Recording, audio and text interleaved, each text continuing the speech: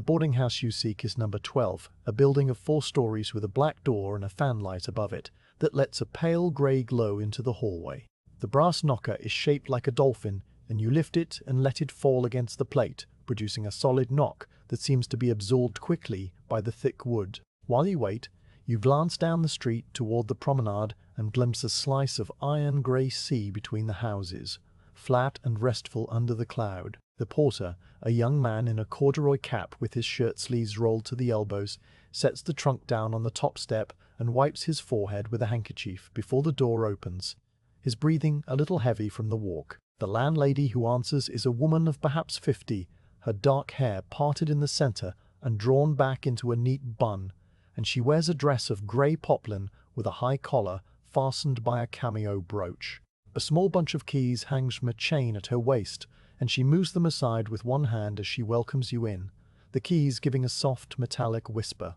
Her voice is low and measured, the sort of voice that does not carry far, but invites you to listen closely, and when she speaks the words seem to settle into the quiet of the house without disturbing it. She asks after your journey, and tells you that your room is ready on the 2nd floor, the one with the sea view, and that she hopes you will be comfortable during your stay. The hallway is dim after the outdoor light, smelling of floor polish, beeswax, and the faintly savory scent of a meal being prepared somewhere deep in the back of the house. The floor is laid with black and white tiles set in a diamond pattern, their surfaces worn smooth and cool under your boots, and in the center stands a small mahogany table bearing a china vase of dried honesty. Its silver pods, papery and translucent, rustling faintly when the door closes. A clock ticks on the wall above the table, a long case clock with a brass pendulum that swings with a slow, unhurried motion, its enamel face glowing a soft yellow. You follow the landlady past the staircase and wait while the porter heaves the trunk onto his shoulder once more and sets off up the stairs with careful, heavy steps that make the old wood murmur. The staircase turns twice before reaching the 2nd floor, its steps covered by a narrow carpet runner in faded crimson and gold that is held in place by brass stair rods. Each tread gives a single soft creak under your weight, the sound slightly different on each step, as if the wood had its own small vocabulary of settling. The banister, smooth and dark from years of hands, is warm to the touch, and your palm glides along it as you climb. On the wall beside the first landing hangs a framed sampler, stitched with the alphabet and a verse about the sea, its threads faded to soft pinks and greens. A window above the sampler looks out onto a small yard where a clothesline hangs empty, swaying very gently in the breeze that squeezes through a gap in the frame. On the 2nd floor, the ceiling slopes under the eaves, and the wallpaper is patterned with small nosegays of flowers tied with blue ribbon, repeated at precise intervals against a cream ground, the colors mellow and subdued. A smell of dried lavender hangs in the air, faint but distinct, mingling with the salt tang from the sea. The landlady stops at a door marked with a brass number 4, takes a key from her chatelaine and turns it in the lock. The bolt slides back with a smooth, oiled sound, and the door swings inward with a slight sigh of its hinges. She pushes it open and steps aside, allowing you to enter first into the small room that will be yours for the coming days. The room is small, but arranged with an economy that makes it feel exactly right, neither cramped nor empty. The floorboards are bare save for a braided rag rug in shades of blue and grey that lies beside the iron bedstead, its surface soft and worn underfoot. The bed is made up with white cotton sheets and a patchwork quilt pieced from small hexagons of indigo, cream, and a very pale rose, and at its head stand 2 plump pillows in white cases with a narrow crocheted edge. A washstand with a white marble top holds a blue china ewer and basin, a soap dish with a sliver of yellow soap, and a small square mirror in a wooden frame that tilts forward slightly, catching the grey light and holding it. Beside the wash stands a plain pine wardrobe with a single door and a china knob,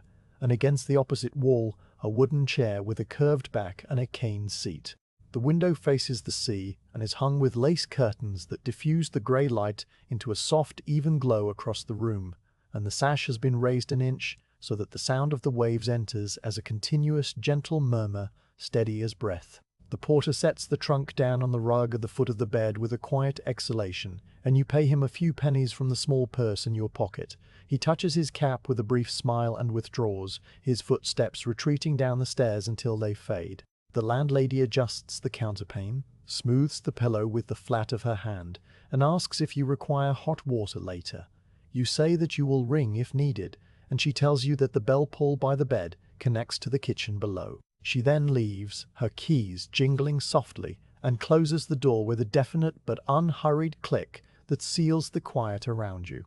Now, you are alone. You stand for a moment in the center of the room, absorbing the quiet that is not an absence of sound, but a fabric woven from many small threads. The distant hush of the sea pushing and pulling at the shingle, the faint creak of the house timbers adjusting to the afternoon, the tick of the clock on the landing, and the occasional cry of a gull that passes the window without alighting. The trunk sits solidly before you, its leather scuffed and its brass corners dulled with verdigris, but you decide not to open it until the morning when the light is better. Instead, you lift your small leather valise onto the bed and undo its straps, the buckles giving way with a slight tug. From the valise, you take out a white cotton nightshirt, smelling faintly of the lavender bag stored with it in your drawer at home, and lay it across the pillow where it makes a soft folded shape. You remove a bone-handled toothbrush with bristles slightly splayed from use, a small tin of tooth powder with a paper label, a comb of tortoiseshell with both fine and wide teeth, and a folded washing cloth of plain linen. You set these on the washstand in a neat row aligned with the edge of the marble. You then take out your pocket watch, a silver hunter with a chaste monogram on the lid, and wind it slowly, feeling the resistance of the spring as the crown turns under your thumb, before placing it beside the basin where you can see it from the bed. Finally, you lift out a small leather-bound book of essays by a writer whose name is worn from the spine, its pages soft and yellowed, and leave it on the chair seat for later, though you suspect you will not read much tonight after the journey. You unbutton your coat-heavy tweed that still carries the smell of railway smoke and a trace of the chill outside, and hang it from the hook on the back of the door. Your cap goes on the same hook above it, and your scarf is folded lengthwise and laid over the footrail of the bed.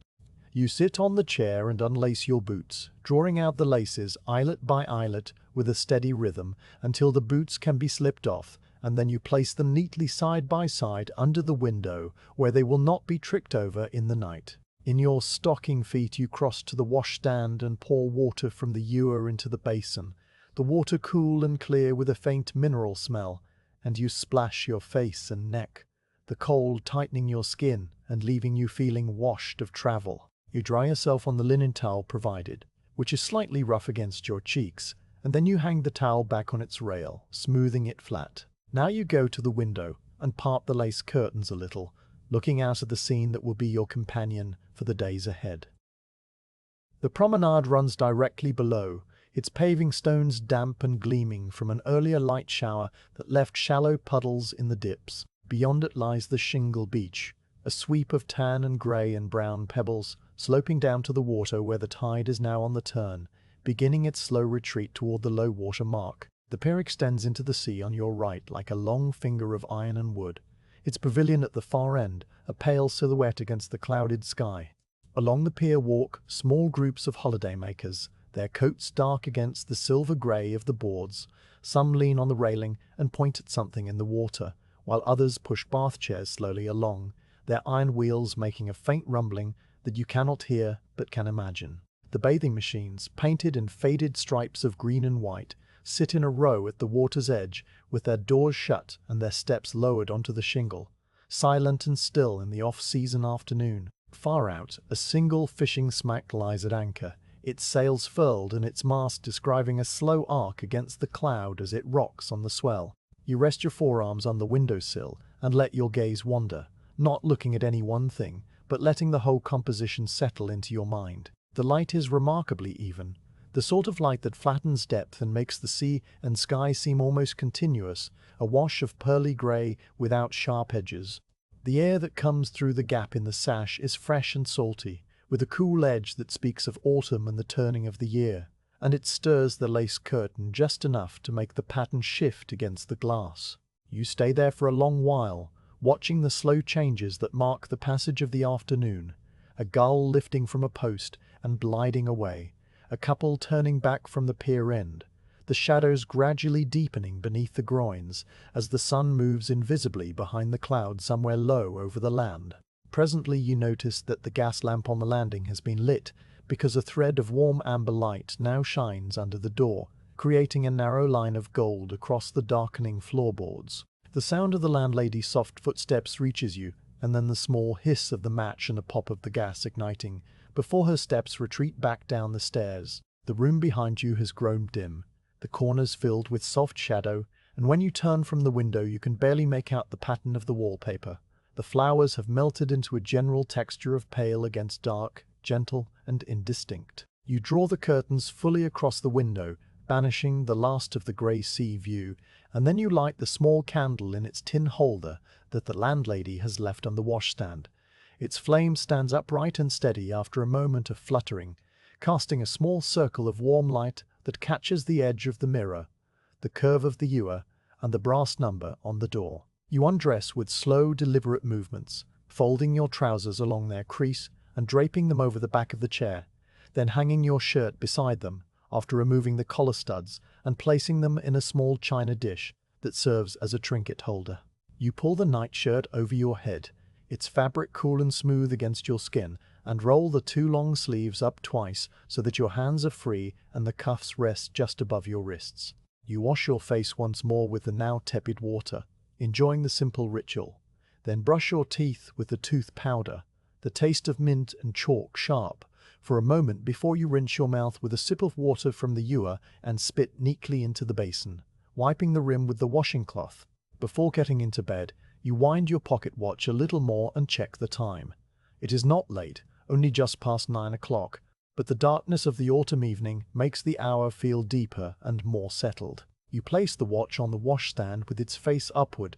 and the candlelight glints on the crystal, throwing a tiny point of light onto the ceiling. Then you lift a quilt and slide between the sheets, the linen cool at first but quickly warming against your body, accepting your shape into the mattress. You pull the quilt up to your chin and turn onto your side, facing the window even though the curtains are drawn, your knees drawn up slightly in the posture of rest. The room is now almost silent except for the sea, which has become a constant presence, a long exhalation that never ceases, rising and falling like the breathing of a calm creature. The candle flame wavers very slightly when a breath of air moves through the gap in the sash, but it soon steadies itself, the wax pooling around the wick. You listen to the house around you, a board creaking somewhere on the floor above, the distant sound of water running through a pipe, the almost imperceptible hum of the gas on the landing, and far away the chime of a church clock striking the half-hour. The light under the door remains steady,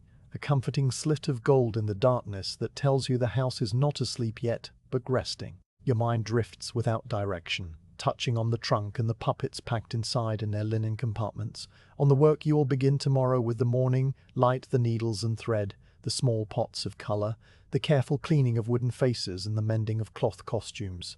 But the thoughts are gentle, without urgency or worry, drifting like the gulls outside. The sound of the sea on the shingle is like a lullaby that has been sung for centuries, and you find your own breathing slowing to match it, the rise and fall of your chest gradually deepening as the edge of sleep approaches. The last thing you see before sleep comes is the faint outline of the candle flame against your closed eyelids, a small point of orange that wavers and then steadies, and then is gone as you breathe out and let the sea carry you into rest. The quiet of the boarding house wrapping around you like another blanket, warm and deep and absolute. You take your supper at the small table by the window as the last grey light drains from the sky, eating a plate of bread spread with salted butter and potted meat that the landlady has brought up on a wooden tray, along with a cup of milky tea that steams gently in the cooling air. The tray is covered with a starched white cloth that has a thin blue stripe along the edge, and the plate is a plain white ironstone with a chip on the rim that has been smoothed by years of washing. You eat slowly, watching the darkness gather over the sea until the pier lights prick the dusk in a dotted line, and the distant sound of a concertina drifts up from somewhere along the front before it stops and leaves only the waves. The bread is fresh and slightly chewy, the potted meat cool and savoury on your tongue, and you wash each mouthful down with a sip of the tea, which is sweetened just enough to take the edge from the salt air. When the plate is empty, you set the knife and fork together, fold the cloth napkin and lay it beside the plate, and sit for a few minutes longer with your hands loosely around the cup, its warmth seeping into your palms as the room around you deepens into shadow. After supper, you carry the tray to the landing and set it on the small table beside the sampler, and then you return to your room and close the door softly, the catch engaging with a small click that seems to seal the quiet around you more closely. You move the wooden chair back against the wall so that you have a clear space on the rag rug, and then you light the candle in its tin holder from the gas jet on the landing, shielding the flame with your palm as you carry it inside and place it on the washstand where it will cast a steady light across the floor. The candle flame pulls itself upright and settles into a steady teardrop of gold, and its light reaches the trunk at the foot of the bed, catching the brass corners and the worn initials stamped into the leather. You kneel on the rug beside the trunk, feeling the rough, familiar texture of the braided wool under your knees, and you unbuckle the 2 leather straps that hold the lid closed, the brass tongues sliding free with a slight tug after you work the stiff leather back and forth. The buckles are heavy and solid, their surfaces rubbed smooth at the edges where countless hands have pulled them tight before a journey, and they fall away with a soft thump against the side of the trunk. You lift the lid and let it rest back against the bed frame, its hinges giving a small groan of old iron that has not been oiled in some time. The sound is low and brief, absorbed immediately by the heavy air of the room. The interior opens to you like a well-organized drawer, a shallow upper tray divided into several compartments by wooden partitions covered in old cotton sheeting that has gone a soft ivory with age. Each compartment cradles a puppet head or a bundle of folded cloth costumes, and nestling between them are small linen pouches filled with spare buttons, bells, lengths of cord, and scraps of fabric for patching. The smell that rises from the trunk is a complex mixture of old wood shavings, the dry, clean scent of frayed linen, a faint trace of the linseed oil you rub into the joints, and underneath it all, a ghost of sugary seaside rock, as if the puppets had once been carried through a sweet shop and absorbed its perfume. It is a smell that belongs entirely to your trade and your travels, and you pause for a moment with your hands resting on the rim of the trunk, simply breathing it in before you begin the careful work of unpacking. One by one, you lift the puppets out and lay them on the patchwork quilt, which you have smoothed flat to receive them. The first to emerge is Mr. Knight, Punch, his wooden head turned to the side as if looking back over his shoulder. His hooked nose and jutting chin catch the candlelight and throw small dancing shadows onto the quilt. You take him in both hands and turn him slowly, feeling the familiar weight of the carved limewood head and the slight give of the stuffed cloth body that is dressed in a red and yellow jester's suit, now faded to the color of brick dust and pale mustard. The paint on the tip of his nose is worn down to bare wood, showing the pale grain beneath, and a hairline crack runs from the corner of his grinning mouth down to his chin like a tiny tributary on a map. You run your thumb gently along the crack to feel its depth, which is shallow, nothing that a dab of glue and a touch of paint will not mend, and then you inspect the costume, noting the frayed seam under the right arm and the 2 missing brass buttons where the front panels meet. The remaining buttons are still tight on their threads, and the small bell on the point of his cap tinkles faintly when you move him. You lay Punch down on the quilt, with his head resting on a fold of the fabric and his arms straightened alongside his body, a patient waiting to be seen. Next you lift out Judy, whose painted face has a gentle, worried expression that seems to deepen in the dim light. Her sprigged cotton dress is faded to a pattern of barely there flowers on a ground of pale cream, and her white apron is grubby and torn at the waist tie where the string has parted. Her wooden head is smaller than Punch's and sits more upright on her neck, and the paint on her cheeks and lips has held its color better, only a little thin at the edges. The lace frill of her bonnet has yellowed and frayed along its outer edge, and you see that one side of the bonnet has come unstitched from the crown, leaving a small gap of bare wood. You set Judy beside Punch on the quilts, her bonnet strings trailing over the patchwork, her small cloth hands resting palm upward as if she were waiting for something. The baby follows, a simple padded bundle with a round wooden head, no larger than a duck's egg. Its painted eyes have faded to 2 pale dots, and the ribbon around its neck is limp and soiled, but the cloth body is sound and soft to the touch. You place the baby near Judy, where it seems to nestle into the folds of her dress. The constable is next, a tall, stiff-backed figure who is all straight lines and official bearing. His blue serge coat is dusty along the shoulders, and several of the tiny brass buttons that run down the front are missing, leaving only loose threads that curl like tiny question marks. His wooden head wears a black shako hat that is part of the carving, and his pink cheeks and neat black moustache are still crisp, though a flake of white paint has lifted off one eye and needs to be pressed back down. You brush a fingertip across the coat to gauge the depth of the dust, a fine grey powder that clings to the serge, and note that the fabric is not torn, only in need of a gentle cleaning. You lay the constable flat with his arms at his sides, his wooden truncheon still tucked into a loop on his belt, and you tuck his coat straight. The crocodile emerges from his compartment as a coil of green painted wood and rough cloth, his jaws made from 2 flat boards hinged with leather and lined in red felt. The felt along one hinge seam has split, showing the brown glue beneath, and the green paint on his snout has worn through to the pale primer in several places. But his painted eyes, yellow with black slit pupils, are still bright and strangely knowing. You test the jaws by working them open and shut slowly, feeling the resistance of the old wood and the slight creak of the leather hinge, and then you set him down near the foot of the bed where his tail curls naturally over the edge of the quilt. The hangman is a somber figure, dressed in a tunic of black cloth, with a hood that covers his carved head entirely, leaving only a suggestion of a face in the shadows beneath. His noose is made of cord that has frayed and unravelled at the end, and the knot has loosened so that it does not hold its shape when you try to dress it. You slide the cord off the wooden hand that holds it and feel the fibres between your fingers, deciding that a fresh length of hemp will be needed. The devil follows last, a slight hunched figure with a grinning wooden face painted red and 2 small cloth horns sewn to his head. His crimson cape is darned in several places where the cloth had worn thin, and a patch of the same colour has been stitched over a hole near his shoulder, the stitches tiny and even but now themselves beginning to fray. You turn the devil over to inspect the back of the cape, finding the lining intact and the wooden tail still securely pegged in,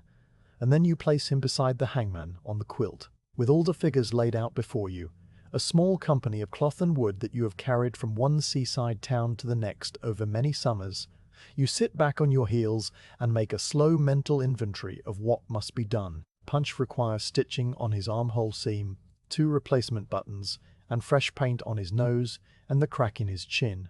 His squeaker mechanism, which you will test properly tomorrow, feels gritty when you press the small lever inside his throat. Judy needs her bonnet stitched back to the crown, a new lace edging, the apron strings spliced and sewn, and a gentle cleaning of her dress.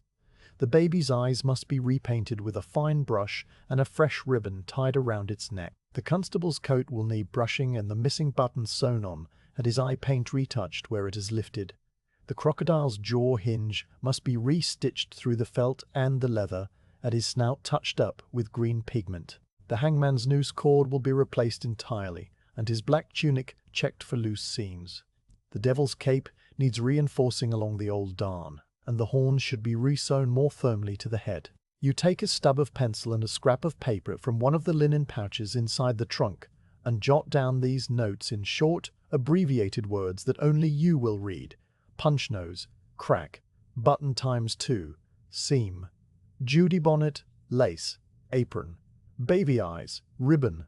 conch dust, button ×4, eye, croc jaw, snout, hung cord, devil cape, horns. You tuck the scrap into a corner of the trunk tray where you will find it in the morning, and then you allow yourself a long, slow breath, feeling the satisfaction of having the work laid out clearly before you like a map of gentle, manageable tasks. Now you turn your attention to the cloth costumes that remain in the trunk, each folded with a tidiness born of years of packing and traveling. Punch's suit is a separate item that you've already seen on the puppet, but you lift the folded spare garments from the lower layer of the trunk under the tray, finding an extra apron for Judy cut from the same faded sprigged cotton, a second red cape for the devil that has never been used and still smells faintly of the dye bath, and a small bag of mixed buttons that makes a soft rattle when you pick it up. The spare fabrics are all dry and sound, free of mildew, thanks to the air that circulates through the thin gaps in the trunk's construction and the care you take to air everything out between engagements. You set the spare garments on the chair seat where they lie in a neat pile of muted colors, and then you close the lower compartment by lowering the tray back into place. One by one, you lift the puppets from the bed and return them to their compartments in the trunk. Not because you are finished with them, but because you know that tomorrow morning you will take them out again in the proper light and begin the work in earnest. You lay Punch in his place first, then Judy beside him, the baby between them, the constable in his own section, the crocodile coiled in his, the hangman and the devil in theirs. Each figure settles into the cotton-lined hollows as if returning to a familiar bed, their wooden heads cushioned against the soft fabric. You do not close the trunk yet. Instead, you leave the lid propped open a little so that the air can move around them, and you place the candle on the floor a safe distance away from any fabric. The night outside the window is now fully dark, and the lace curtains hang motionless, the earlier breeze having dropped to a flat calm. The sound of the sea is the only thing you hear, a long, slow inhalation and exhalation against the shingle that has become so constant it seems to live inside your own breathing. You stand and stretch your arms carefully, feeling the slight stiffness in your shoulders from the kneeling and the bending, and then you move the chair back to its place by the wall and pour fresh water from the ewer into the basin for washing. You wash your face and hands slowly, soaping the fingers that have touched the old paint and the dusty cloth, and you rinse them in the cool water until the soap is gone, drying on the linen towel that now carries a faint scent of your own skin. You brush your teeth once more with the tooth powder, the mint tastes clean and sharp, and you wind your pocket watch and set it on the washstand with its face turned toward the bed. When you are ready, you pull the nightshirt over your head and climb beneath the quilt. The sheets cool and smooth, and you lie for a while on your back, looking at the ceiling where the candlelight casts a shifting pattern of shadow and gold. You think about the puppets in their trunk, the small repairs that wait for you like old friends, the quiet rhythm of needle and brush that will fill the next few days. The thought is restful, without urgency, and your eyes grow heavy as the candle burns lower and the wax pools around the wick. You lean up on one elbow and blow out the flame with a gentle puff, and the darkness that follows is soft and complete, broken only by the faint thread of gaslight under the door. You settle back into the pillow, and the sea voice fills the room, steady and kind, until you are asleep.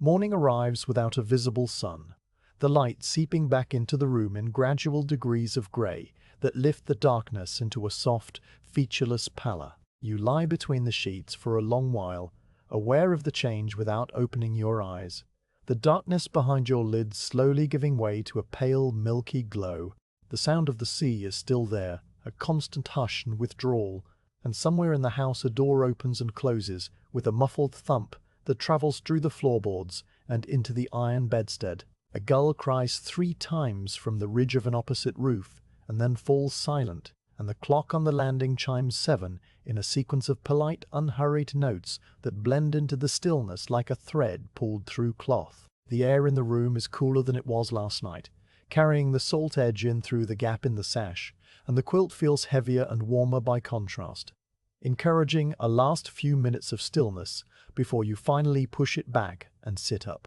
You rise and perform your morning ablutions with the same slow, careful movements that have become natural after years of working in temporary lodgings. Nothing is rushed, because there is nowhere to be except this room, this window, this task. You pour fresh water from the ewer into the basin, the sound a small liquid chime, and wash your face and neck. The water colder now than it was last night, and startling enough to clear the last traces of sleep from your mind. You clean your teeth with the tooth powder, the toothbrush moving in small circles over each surface, and you comb your hair carefully, parting it on the left and smoothing it back with a dab of water. Then you dress in a clean shirt and an older pair of trousers that are soft at the knees, well suited for kneeling and bending, and you slip on a pair of felt slippers that you carry in your valise for indoor use. You fold your nightshirt and place it under the pillow, draw the quilt up over the bed, and smooth it flat with the side of your hand until the hexagon pattern lies without a wrinkle.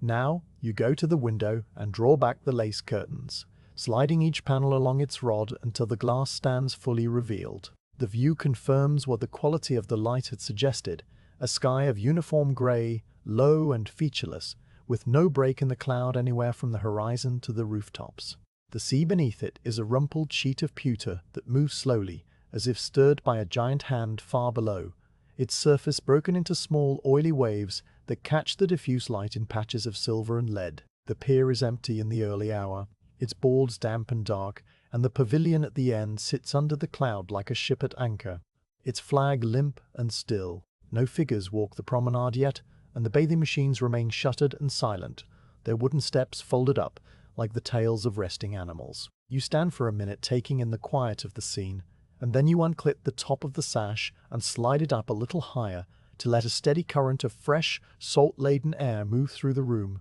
displacing the stale warmth of the night. The drop-leaf table stands folded against the wall near the window, a modest piece of furniture with turned legs and a surface of scrubbed pine that has been bleached by years of soap and water. You carry it across the room with the leaves hanging down, setting it with its long side flush against the windowsill, so that the light will come from in front and slightly to the side. The best arrangement for close work with needle and brush. The table wobbles faintly when you let go, so you fold a slip of cardboard from your valise and push it under the offending leg until the table sits firm and level. You test it by pressing down with both hands and then letting go, satisfied when the surface does not shift. You raise the two leaves and secure them on their small brass brackets, which click into place with a precise little sound, and the tabletop becomes a good working area, broad enough to hold your tools and the puppets together without crowding. You bring the wooden chair from its place against the wall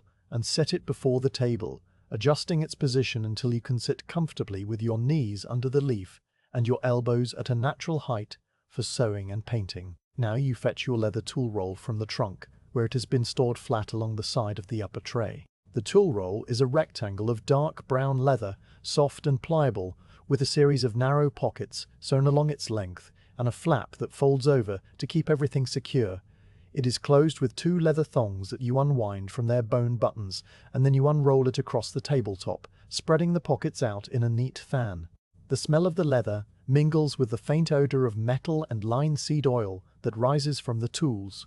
a workshop smell compressed into a small, portable kit. One by one, you remove each item and place it in its appointed spot on the table, creating a careful geography of work. The needles come first, a selection of steel sharps stored in a small flannel envelope that has rows of stitching to hold them in place.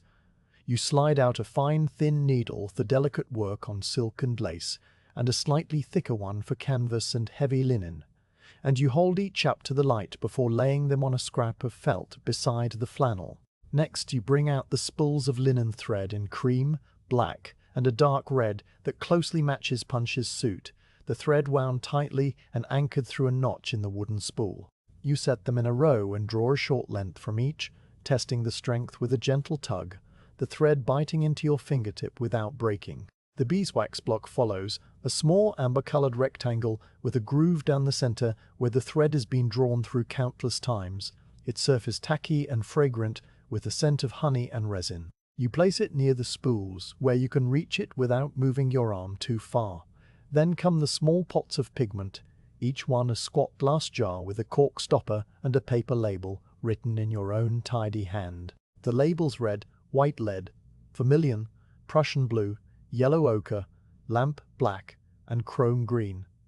You align them along the back of the table against the window frame, where they will catch the light and let you see the colors accurately. The pigments are dry powders that you will mix with a drop of linseed oil and a touch of varnish when you are ready to paint, and you resist the urge to open them now, knowing that the morning air is still too damp for mixing. Beside the pots, you arrange the fine brushes, 5 of them in a small leather pouch with a flap that ties shut, a round sable brush with a perfect point for details like eyes and lips, a flat brush for larger areas of color, and 3 others of intermediate sizes. The bristles are clean and springy, and you run the tip of your little finger over the sable point to feel its softness, noting that it will need only the slightest dip in the paint to make a pupil or a nostril. The soft rag comes out of the roll next, a square of old cotton sheeting that has been washed so many times it is nearly translucent, its edges frayed but clean. You spread it on the table to the right of your work area, where it will serve as a white for the brushes and for your fingers when the paint gets under your nails. The linseed oil bottle is a small glass flask with a cork stopper and a narrow neck that allows only one drop at a time. You shake it gently and hold it up to the light to see the golden liquid slide down the glass, its viscosity thick and slow. The pot of rabbit skin glue is a tiny lidded jar that you unscrew to check the contents. The glue has hardened into a pale brown jelly that smells faintly of animals, not unpleasant, and you tighten the lid again and set it beside the paint pots, knowing that it will need to be warmed before use. The final item is a sturdy china cup with neither handle nor decoration, just a plain white cup with a hairline crack that runs from the rim to the base and shows a thin brown line where tea has seeped in over time. You fill it with tepid water from the ewer, taking care not to overfill, and place it at the back left of the table where it will not tip. With all the tools laid out, you sit back in the chair and look at the arrangement. The table has become a small, orderly world of its own, each object in its place and ready for the work ahead. The grey light falls evenly across the surface, showing the grain of the wood through the scrubbed top and casting only the faintest shadows under the paint pots where they meet the window light. The sea outside provides a constant, muted backdrop, and the cool air that moves through the open sash carries the slightest tang of salt and the distant, intermittent call of gulls who have begun to stir along the pier. You fold your hands in your lap and take a moment to settle into the quiet, feeling the calm that comes from preparation, the knowledge that everything you need is within reach and that the hours ahead will be filled with small, satisfying tasks. After a minute of this restful pause, you rise and go to the trunk, which still stands at the foot of the bed, with its lid propped open from last night. You kneel and lift the upper tray,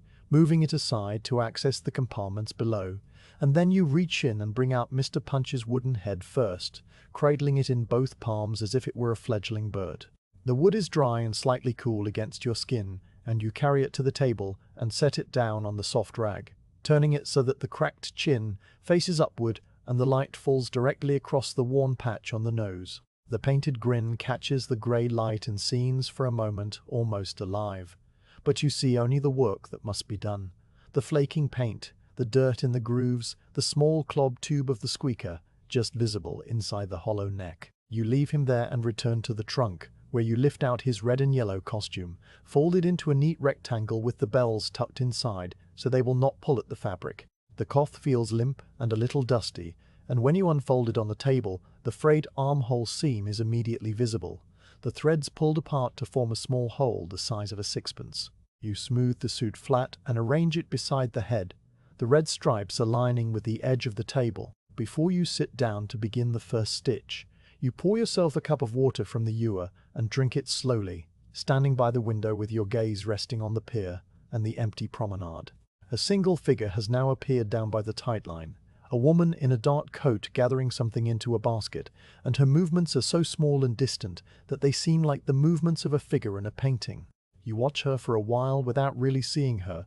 your mind already moving ahead to the needle and thread, and then you set the cup aside and take your seat at the table. The chair creaks once under your weight and then is silent, and you pick up the fine needle and the spool of dark red thread, drawing a length of thread across the beeswax block and rolling it between your thumb and forefinger until it is coated in a thin, even film of wax. You thread the needle in one smooth motion, the end slipping through the eye without resistance, and you tie a small, neat knot at the end, leaving a tail that will be trimmed later. The suit lies before you, the hole in the seam an open question waiting for an answer, and you lean forward into the grey light, the needle poised above the cloth, ready to begin. You lift Mr. Punch's wooden head from the soft rag where it has been resting, and you hold it before you in the grey window light with both hands cupped gently around its base, where the cloth neck will eventually be tied. The head is carved from a single block of lime wood, a timber chosen for its fine, even grain, and its willingness to take both the carver's knife and the painter's brush without splitting or raising splinters. And the years of handling have polished its surface to a smooth, warm patina, except where the paint remains thick. It is hollowed out inside to make room for the squeaker mechanism, which you can feel as a slight shifting of weight when you tilt the head from side to side, and the neck opening is a neat oval rimmed with a thin ring of tin to prevent the wood from wearing as the puppet moves. The head weighs perhaps a pound, solid without being heavy, and the familiar balance of it in your palm is like the handshake of an old friend whose every quirk and contour you know by heart. You bring the head closer to the light and begin your examination at the crown, working slowly downward across the curved dome of the skull, where the red paint of Punch's cap is still mostly sound, only a little thin along the peak. The cap is carved in low relief, its shape suggested by a raised ridge that runs from the forehead back to the nape, and the vermilion has faded in streaks where the sun of many summers has bleached it to a paler orange red, like the inside of a dried poppy petal. You run your fingertip over the surface to feel for roughness, finding only a slight graininess near the back where dust has settled into the pores of the wood over the winter, and you make a note to wipe this area first. The wood itself is visible in tiny spots where the paint has flaked away entirely, exposing a color like pale honey, smooth and cool. Moving down to the forehead, you see that the paint here is in better condition, protected by the overhang of the cap, and the carved wrinkles that give Punch his maniacal expression are deep enough to have held their pigment well. The dark brown lines still describe a map of gleeful malice across the brow. You tilt the head to catch the light from a different angle, and the shadows in the wrinkles shift, making the face seem to twitch with barely contained life, and you pause for a moment simply to admire the skill of the carver who so long ago shaped this expression from a block of wood. The wood feels dry under your thumb, but there is no crack, no split, and you move on. The eyes are the next landmark, two bulging spheres carved in high relief with flat discs of white paint and small black dots for pupils that stare in opposite directions, giving Punch his famous squint. The white paint on the left eye has yellowed slightly and developed a network of fine cracks like the glaze on an old teacup, and you press very gently with the pad of your finger to test whether any flakes are loose. One small flake near the outer corner lifts at your touch, and you withdraw immediately, knowing that it will need a dab of glue before it falls away and is lost. The black pupil on the same eye is still firm, painted in lamp black mixed with varnish so that it retains a faint gloss, and the right eye is nearly perfect except for a speck of dirt lodged in the corner where the carving meets the bridge of the nose. You set the head down on the rag for a moment, fetch a clean corner of another cloth, and carefully tease out the speck without disturbing the paint around it, the cloth barely grazing the surface before the speck lifts away like a tiny seed. The nose is the most damaged part of the head, and you spend a long time examining it from every angle, turning the head slowly so that the grey light falls across its full length. The nose is a long hooked appendage that curves downward and then outward, ending in a bulbous tip that is meant to be a bright, glossy red, but has now worn almost entirely away.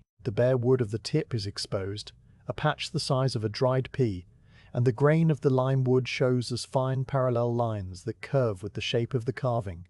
almost like a fingerprint magnified many times. The transition from paint to bare wood is not sharp, but gradual, a thinning zone where the color fades from deep vermilion to pale peach, and when you pass your nail gently across this border, you feel no ridge, only a smooth descent into the wood. The nostrils are carved as two dark hollows, and inside them you find a small accumulation of dust, mixed with a gritty residue that might be sand from the beach at Margate or Ramsgate, or any of the other seaside towns where you have performed. You blow gently into the nostrils, and a puff of fine dust rises into the air and disperses, catching the light for a moment like smoke from a tiny chimney. The mouth is a wide, leering grin that stretches from cheek to cheek, carved deep into the wood so that the lips stand forward as bold ridges, and the open cavity behind shows a hint of red paint on the tongue. The crack that you noted last night runs from the right corner of the mouth downward to the chin, a fine dark line that follows the path of a natural grain in the wood, and you trace it with the tip of a needle held sideways to gauge its depth. The needle slips into the crack, perhaps a quarter of an inch before meeting resistance, which tells you that the split is shallow and has not gone through to the hollow interior. A relief, because a through crack would require splitting the head and gluing it anew. The edges of the crack are slightly raised, which means that the wood has swollen at some point and then contracted, perhaps during a damp autumn left in a storeroom. and you will need to press them flat with a little moisture and a clamp before applying glue. The paint around the mouth is worn at the points where your thumb and forefinger grip the head during a performance. The bright vermilion rubbed away to a dull pink, and the white of the teeth has grayed from repeated handling. You turn the head upside down now to inspect the neck opening and the squeaker mechanism inside. The hollow interior is dark, so you hold the head up to the window so that the light enters through the opening and illuminates the inner cavity with a pale glow, like looking into a small, strange room. The squeaker is a simple device made from a slip of reed bound with thread and fitted into a short tin tube. The whole assembly held in place by a wooden peg that passes through a hole in the side of the neck. The tin has dulled to a pewter grey, and the reed is dark with moisture and age, its edges frayed where the air has vibrated it over countless performances. When you touch the peg, it wobbles slightly in its hole, which means that it has loosened with time and will need to be tightened or replaced with a thicker peg. You set the head down and fetch the thin iron pliers from the tool roll, a small pair with flat jaws that you use for delicate adjustments, and you gently work the peg free from its hole,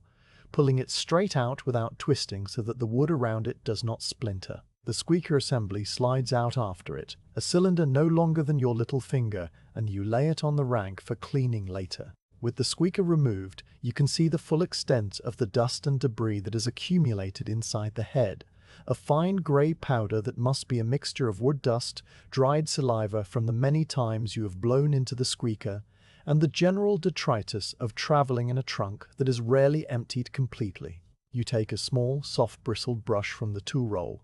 a brush meant for dusting the crevices of wooden carvings, and insert it into the neck opening with a gentle twisting motion, working it around the interior walls. A cloud of fine dust rises out and settles on the tabletop in a faint grey ring, and you brush the particles into a small pile with your fingertip and then transfer them to a scrap of paper that you fold and drop into the wastebasket beside the door. The interior now looks cleaner, and when you blow gently into the neck, the air passes through without obstruction, producing a low, hollow note that is not the squeak of the reed, but the natural voice of the wood itself. Now you turn your attention back to the exterior, to the cleaning of the painted surfaces.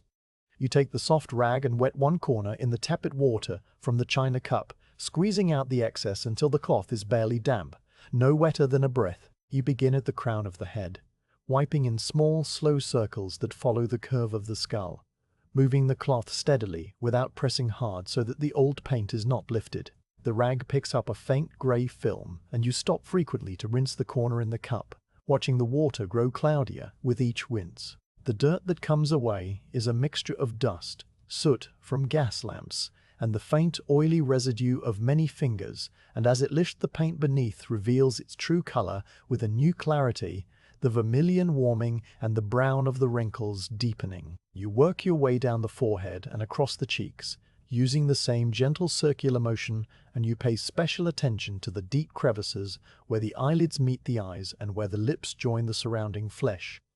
These are the places where grime accumulates most thickly, and you use a corner of the rag twisted into a fine point to probe these lines, drawing out the dirt like ink from a pen. The cheeks, once you have cleaned them, show a faint rosy bloom that you had almost forgotten was there, a subtle wash of pink over the white base that gives the face a slight liveliness. The nose takes longer than the rest of the face, its hooked shape requiring the rag to be worked into the concave underside where the nostrils flare, and you spend several minutes on this area alone, wiping and rinsing and wiping again, until the bare wood at the tip is no longer grey with grime, but a clean pale tan that looks almost like fresh-cut timber. The chin and jaw are cleaned next, the crack receiving a careful pass with the dampened rag to remove any loose particles of paint or wood that might interfere with the glue later. You tear a small sliver of paper from the scrap on the table, fold it into a narrow wedge, and use it to gently pick out the debris from the crack, one tiny fragment after another, until the fissure is clean and dry and ready for filling. The whole cleaning process takes the better part of an hour, the time passing unnoticed as you move the rag across the contours of the carved face with the same unhurried rhythm that the sea uses against the shore. When you are finished, you dry the head with a fresh section of cloth, patting the surface lightly and then leaving it to air for a few minutes in the window light. The squeaker assembly lies on the rag waiting, and you pick it up and examine it closely. The reed is still flexible, a thin tongue of cane that springs back when you press it with your thumbnail, but its edges are frayed and a fine crack has started along one side where the moisture has softened the fibre. You decide that the reed is serviceable for now but will need replacing before the next season, and you make a note on your paper scrap, "Reed replaced before Easter." The tin tube is sound, only a few spots of corrosion that you clean with a dry corner of the rag, rubbing until the metal shows a dull shine. You reassemble the squeaker by sliding the reed back into the tube and then inserting the whole assembly into the neck of the head, guiding it into place with your finger until it seats against the small ledge carved inside. The wooden peg is too loose, so you shave a tiny curl from a scrap of wood with your pocket knife, a thin shaving that curls like an apple peel, and you wrap it around the peg before pushing it back into the hole. The fit is now firm, and the peg does not wobble when you test it with a light press. You hold the head up to your lips and blow into the neck, opening with a gentle, steady pressure, and the squeak that emerges is the sound you know so well, a high, reedy note that rises quickly and then cuts off when you stop blowing, the sound that announces Punch's arrival on the little stage. It is clean and true, and you blow it twice more just to hear it. The sound small in the quiet room, but carrying a memory of canvas booths and laughing children, and the clack of the wooden slapstick. Satisfied, you set the head down on the rag, the cleaning and examination now complete. Before you put the head aside, you take one last look at it, turning it in the grey light to see the way the cleaned paint glows with a soft lustre, and the bare wood of the nose gleams like a patch of sunlight on a pale floor. The crack at the chin is still there, a dark line waiting for its glue, and the flake on the eye is still lifted, but the face looks refreshed and ready for the repairs that will come next. You lift the red and yellow costume from the other side of the table and lay it beside the head, the cloth and the wood side by side, the two halves of the puppet that you will now bring back to their best condition. You stretch your arms above your head, roll your shoulders once to ease the slight stiffness from bending over the table, and then you pour yourself a fresh cup of water from the ewer, drinking it slowly while you look out at the sea that has not changed its rhythm all morning. The waves still working their way up the shingle and withdrawing in a continuous, soothing murmur that fills the room like a presence. With a wooden head cleaned and set aside on the rag, you turn your full attention to the red and yellow jester costume that lies spread across the table before you, a garment that has covered Punch's stuffed cloth body through hundreds of performances on sunny piers and in windy parks and under canvas booths that flapped in the sea breeze. The suit is made from a stout cotton twill, was once bright as a poppy field, but has now mellowed to the colour of old brick and pale mustard, the red stripes alternating with yellow in vertical panels that run from the high collar to the scalloped hem. The fabric is still strong for the most part, the twill weave holding its structure well, but there are places where the threads have worn thin from the constant rubbing of the puppet's wooden hands and the friction of being packed and unpacked in the trunk. You run your palm over the surface of the cloth, feeling the slight roughness of the twill and the cooler smoothness of the areas where the fabric has been pressed flat by years of folding, and you note every flaw with a patient, methodical attention. The frayed seam under the right arm is the most urgent repair, a hole that has opened where the sleeve joins the body of the jacket, and you begin by turning the costume inside out, working the fabric gently through the armhole until the lining is exposed. The lining is a plain cream cotton, lighter than the outer twill, and it has yellowed with age to the colour of weak tea, its surface marked with faint brown spots that are probably the ghosts of old dampness from a rainy day in some forgotten seaside town. The seam itself is a simple flat-felled construction. The two edges of the fabric folded over each other and stitched down with a double row of thread, and you can see where the stitching has given way. The top row of thread has snapped in 3 places, leaving small curling tails of waxed linen that stick out like the legs of tiny insects, and the bottom row is still holding but looks thin and ready to part. You finger the broken threads and tug them gently to see if the fabric around them is rotten, but the cloth holds firm and the weave does not pull apart, which means the repair can be a simple restitching rather than a reconstruction of the entire seam. You open the small pair of embroidery scissors from the tool roll, their blades narrow and sharp with pointed tips that allow precise work,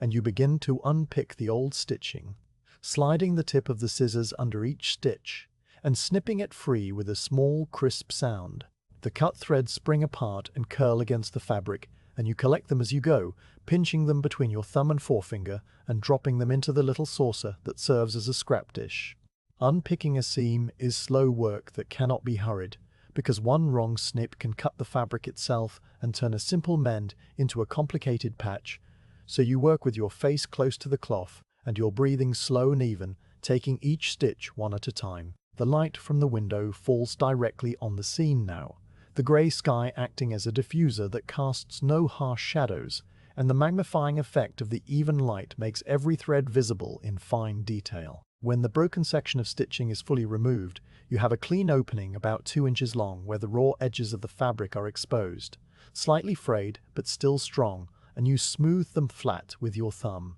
Now you go to the trunk and open the small bundle of spare fabric scraps that you keep for patching. A collection of odd-shaped pieces wrapped in a square of old sheeting and tied with a strip of tape. You spread the bundle on the corner of the table and saw through it with one finger, looking for a piece of red cotton twill that matches the costume closely enough to blend in when the repair is finished. The scraps are mostly remnants from past mending projects, and among them you find a rectangle of red twill that is slightly darker than the suit but of the same weight and weave. A piece left over from a pair of curtains perhaps, or a child's dress, its edges pinked to prevent fraying. You lay it over the worn area of the sleeve and compare the colors in the grey light, noting that the difference is small and will become even smaller once the patch has been washed and aged by use. You decide it will do and set it aside. You thread the medium-weight needle with a length of dark red linen thread, drawing it across the beeswax block first to stiffen it slightly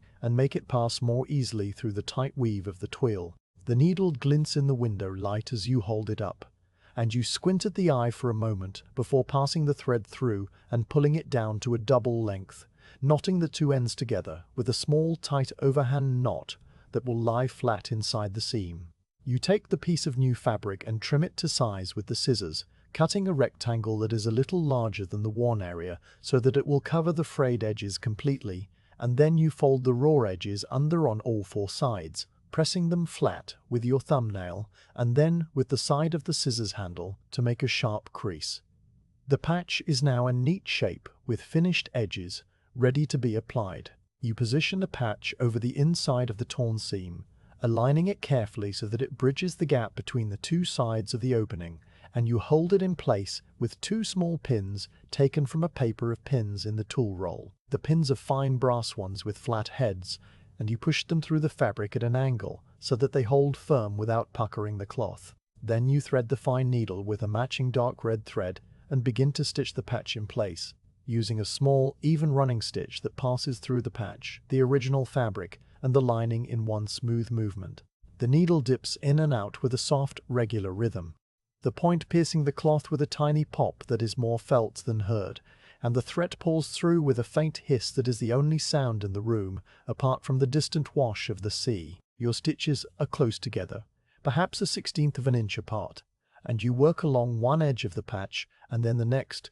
turning the fabric in your hands as you go, your fingers moving with an ease that comes from years of practice. The act of stitching is a quiet, absorbing occupation that fills the mind with a gentle focus, leaving no room for wandering thoughts, and you fall into the rhythm of it as naturally as breathing. The needle passes through the cloth, the thread follows, and your left hand holds the fabric steady while your right hand pulls the stitch tight and then dips the needle back through from the other side. After each few stitches, you stop to smooth the fabric and check that the tension is even, that the patch lies flat against the sleeve without bunching or gaping, and then you continue. The patch gradually becomes part of the garment, its edges disappearing under the lines of thread, and when you have stitched all 4 sides, you remove the pins and examine the work. The repair is strong and nearly invisible from the outside, the new fabric adding a slight stiffness that will soften with wear, and the frayed edges of the original fabric are now enclosed and protected. You turn the costume right side out again and inspect it from the exterior, holding it up to the window light so that the grey glow shines through the fabric and reveals the shadow of the patch as a slightly denser rectangle among the surrounding twill. The hole is gone, replaced by the faint ridge of the new seam, and when you run your finger over it from the outside, the surface feels smooth and continuous, no longer a gap for stuffing to leak through. You lay the costume back on the table and stretch the fabric gently around the repair, testing its give, and the stitches hold without pulling, the patch moving with the surrounding cloth, as if it had always been there. The next task is the cuffs of the sleeves, which have frayed along their scalloped edges from the repeated motion of Punch's wooden hands slapping against them during performances. The scallops are cut in a zigzag pattern, and the points are worn blunt and soft, with threads unraveling at the tips. You take the fine needle and a length of the dark red thread, and you begin to reinforce each scallop with a tight blanket stitch that wraps the raw edge in a casing of thread, sealing it against further fraying. The blanket stitch is a slow, repetitive motion. The needle comes up through the fabric near the edge, the thread is looped around the needle, and the needle is pulled through to create a small knot that sits right on the edge of the cloth. You work your way around each scallop in turn, the stitches growing smaller and more even as you settle into the pattern, and the frayed points become crisp again under your needle, the loose threads captured and bound. There are 10 scallops on each cuff, and you work through them one by one, your progress marked by the gradual improvement of the fabric under your fingers. The light outside the window shifts slightly as the morning advances, the grey sky brightening by a degree or two without ever breaking into sun, and the sea continues its steady murmur, a sound so constant that it has become a silence of its own. When both cuffs are finished, you stretch the sleeves out flat and compare them. The right cuff, which was the more frayed of the two, now matches the left in neatness, and the zigzag edges lie flat against the tabletop. You find the 2 missing brass buttons in the small tin that you keep for spares, sorting through the collection of mismatched buttons until you locate a pair that match the remaining buttons on the front of Punch's jacket. Small, slightly domed discs of brass with a simple cross-hatched pattern on the front and a loop shank on the back. The tin rattles softly as you pick through it, the buttons clicking against each other with a sound like tiny cymbals. And when you find the right ones, you set them on the table and close the tin. You thread the needle with the cream-colored linen thread this time, because the buttons sit on the cream sections of the striped jacket, and you position the first button over the spot where its predecessor once sat, marked by the 4 small holes in the fabric where the old thread has pulled away. Sewing on a button is a small, satisfying task that requires only a few minutes of focused attention. You push the needle up from the underside of the fabric, through one of the holes, and then down through the opposite hole, pulling the thread snug each time. The brass button sits flat against the cloth, its cross-hatched face catching the grey light and glinting dully. And you pass the needle through each pair of holes 4 times to ensure that the button will hold against the tugging of enthusiastic performances. After the final pass, you wrap the thread around the shank several times to create a small stem that allows the button to sit above the fabric and makes it easier to fasten, and then you finish with a small back stitch that you pull tight and snip close to the knot. The second button is sewn on in the same way, and when both are secure, you run your thumb over them, feeling their solidity. The small bell on the point of Punch's cap is the final detail on the costume. The bell is a tiny brass sphere with a slit in the bottom and a small iron P inside that rattles when the puppet moves, and its thread attachment has loosened so that it hangs by only a few fibers. You cut the old thread away with the scissors and select a new length of strong linen thread, which you pass through the loop at the top of the bell and then through the fabric of the cap point, knotting it inside the cap where the knot will be hidden. You test the bell with a gentle shake, and it rings with a tiny silvery note, not loud but distinct, the sound that punctuates Punch's most triumphant moments. With the costume fully repaired, you stand and stretch your back gently, reaching your arms toward the ceiling and rolling your head from side to side to ease the muscles that have tightened from leaning over the table. You pour a fresh cup of water from the ewer and drink it while standing by the window, looking out at the sea that has turned a shade darker as the morning wears on, the tide now well out and exposing a wide band of wet shingle that gleams like a mirror under the grey sky. A single boat has appeared on the water, a small fishing smack with brown sails that hangs motionless against the horizon, too far away for you to see its crew. You watch it for a while, letting your eyes rest on the distant shape, and then you turn back to the table where the costume lies finished and the wooden head waits for its paint. You fold the suit carefully along its natural crease, tucking the sleeves inside and smoothing the panels flat,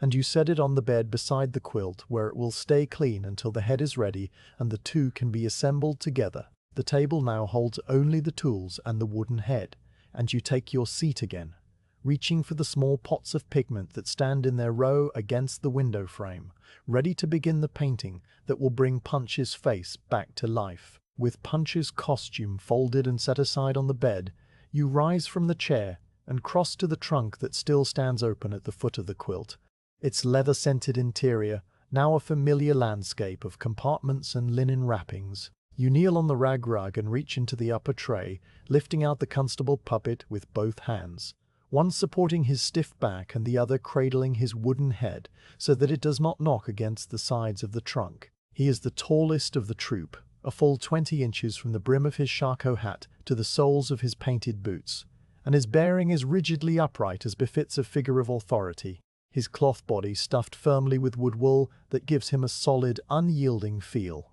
You carry him to the table and stand him against the window frame for a moment, his back to the grey sea, and in the soft light, he looks almost like a sentinel keeping watch over the room with his painted eyes fixed on some distant point beyond the lace curtains. You sit down and lay the constable flat on the table, turning him face up so that his blue serge coat is fully exposed to the light. The coat is the most elaborate costume in the troupe, a miniature garment of deep navy blue with a high-standing collar, long sleeves, and a double row of tiny brass buttons running down the front from the throat to the waist. It is tailored to fit the puppet's boxy torso precisely,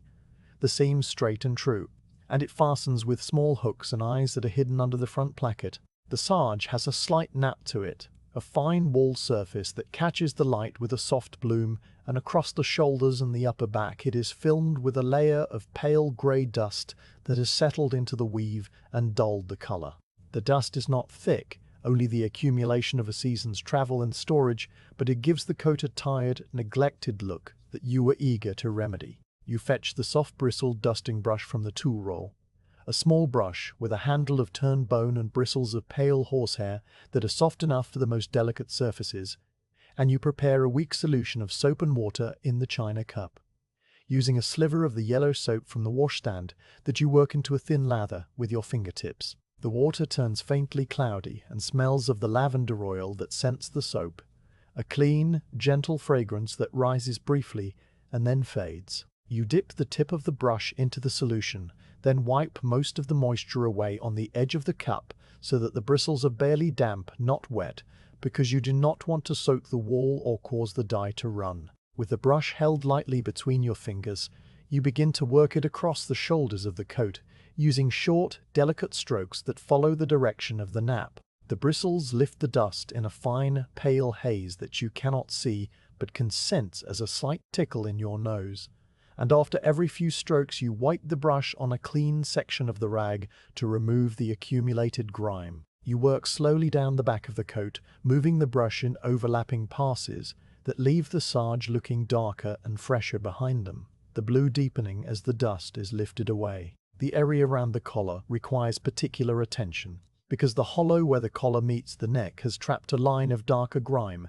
probably from the oils of your own fingers where you grip the puppet during a show, and you use the very tip of the brush to tease this out, working in tiny circles that gradually lift the dirt. The sleeves are cleaned next, each one held flat against the table while you brush from the shoulder seam down to the cuff, and the front panels follow, the brush passing carefully around the remaining buttons so that they are not snagged or loosened. When the brushing is complete, you take a fresh section of the rag and dampen it with clear water from the ewer, wringing it out until it is almost dry, and you sponge the entire coat with light, patting motions that lift any remaining soap residue without soaking the fabric. The sarge now looks clean and fresh, its colour a deep, sober navy that seems to absorb the grey light, and the dust that was so apparent before is gone entirely. You smooth the coat flat, pressing the fabric down with your palm, and then you decide to let it dry fully while you attend to the head. So you leave the constable lying on the table with his arms arranged neatly at his sides and the coat opened at the front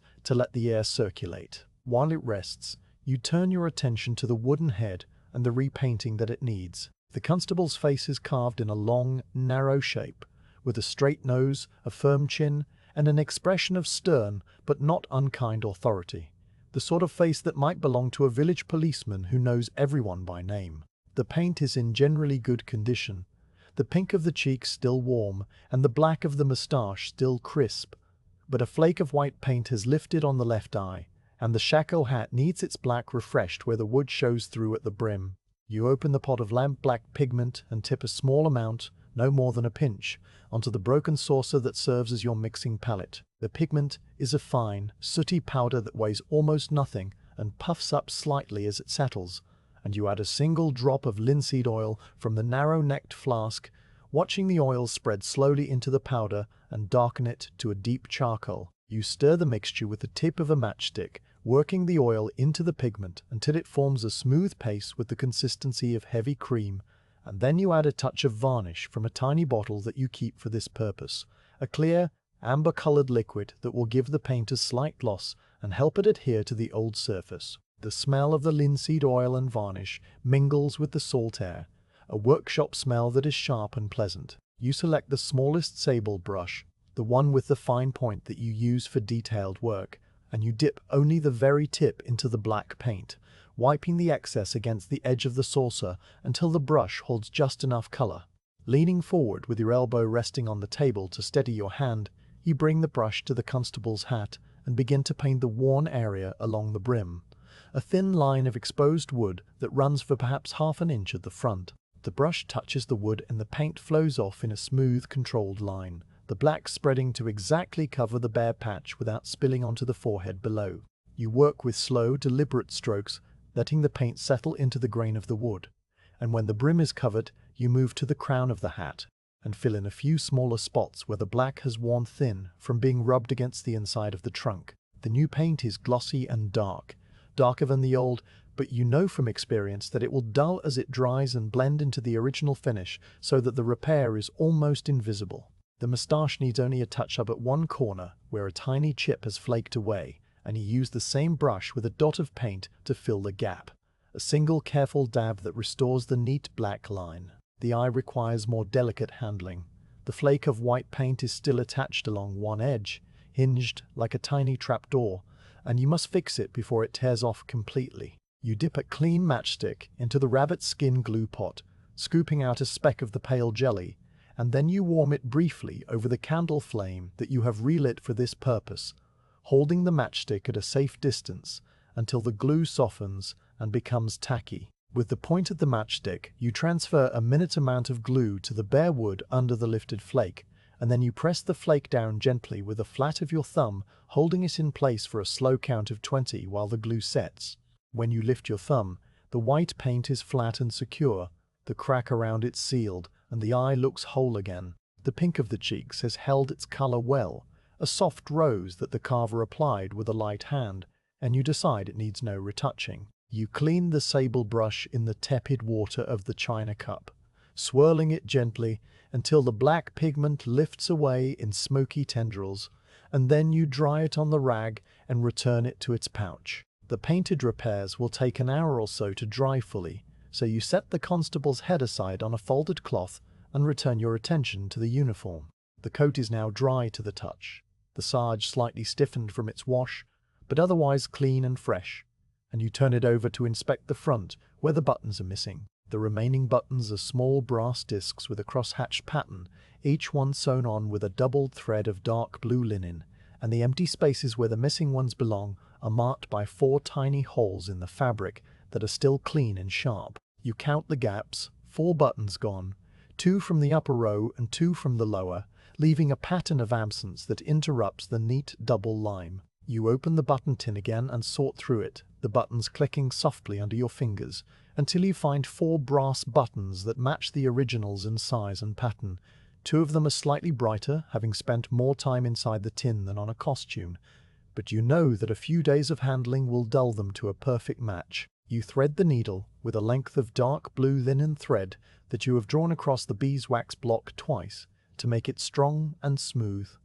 and you knot the end with a small double overhand. The first button is positioned over its empty spot on the upper row, and you hold it in place with the tip of your forefinger while you push the needle up from the underside of the fabric through one of the holes in the serge and then through the loop shank of the button. The needle passes through and you pull the thread snug, the button settling against the cloth with a tiny click. You pass the needle back down through the opposite hole, pulling the thread tight, but not so tight that the button puckers the fabric, and you repeat the pass 4 times in each direction until the button is held by 8 firm stitches that radiate from the center like the spokes of a wheel. After the final pass, you wrap the thread 3 times around the shank to form a neat stem, then push the needle through the fabric to the underside and finish with a small back stitch that you knot and snip close. The second button is sewn in the same way, its little brass face glinting as it takes its place on the upper row,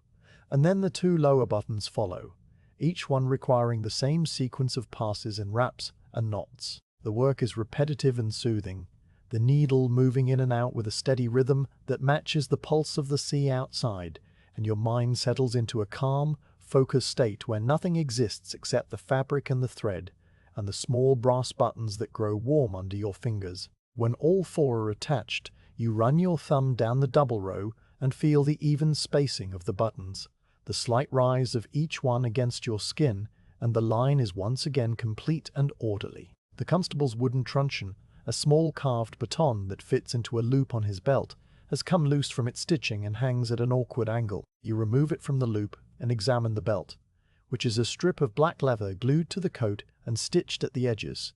The stitching is parted on one side, leaving the loop open. You thread the needle with black thread and stitch the loop closed with small tight overcast stitches that bind the leather back to the coat, each stitch passing through the old holes so that the repair follows the original line. The truncheon slides back into the loop with a snug fit, its painted black surface smooth and solid, and you give it a gentle tug to test the strength of the repair, satisfied when the loop holds firm. With the uniform fully restored, you lift the constable and hold him up to the window light, turning him slowly so that the clean blue coat, the bright brass buttons, and the freshly painted hat and eye all pass before you in review. He looks as he should, a figure of quiet authority, neat and correct, ready to march onto the little stage and confront Mr. Punch with his wooden truncheon raised. You set him aside on the bed, propped against the pillow where he can keep silent watch over the room,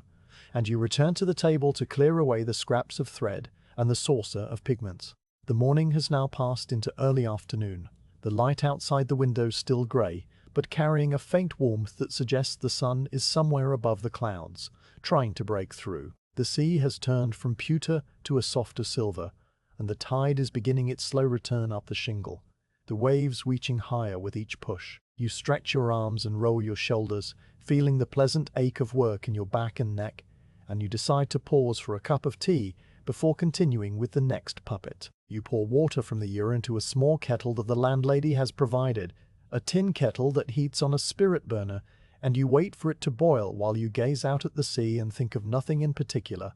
your mind as calm and clear as the washed sky. You finish your cup of tea standing by the window, the warm china cradled in your palms as you watch the slow afternoon light shift across the sea, the clouds thinning just enough to let a pale silver glow spread across the water like a sheet of polished pewter, and when the cup is empty, you set it on the washstand and return to the table where the tools lie waiting in their orderly arrangement. The room has grown comfortably warm from the spirit burner and your own presence, the air carrying a blend of tea steam, linseed oil, and the salt breeze that still slips through the open sash, and the quiet is so complete that you can hear the faint scratch of a gull's claw on the roof above as it settles for a rest. You pick up the scrap of paper with your list of repairs and run a finger down it until you find the next entry: Judy bonnet, lace, apron, face. You fold the paper and tuck it under the paint pots, then cross to the bed where the puppets lie in a neat row,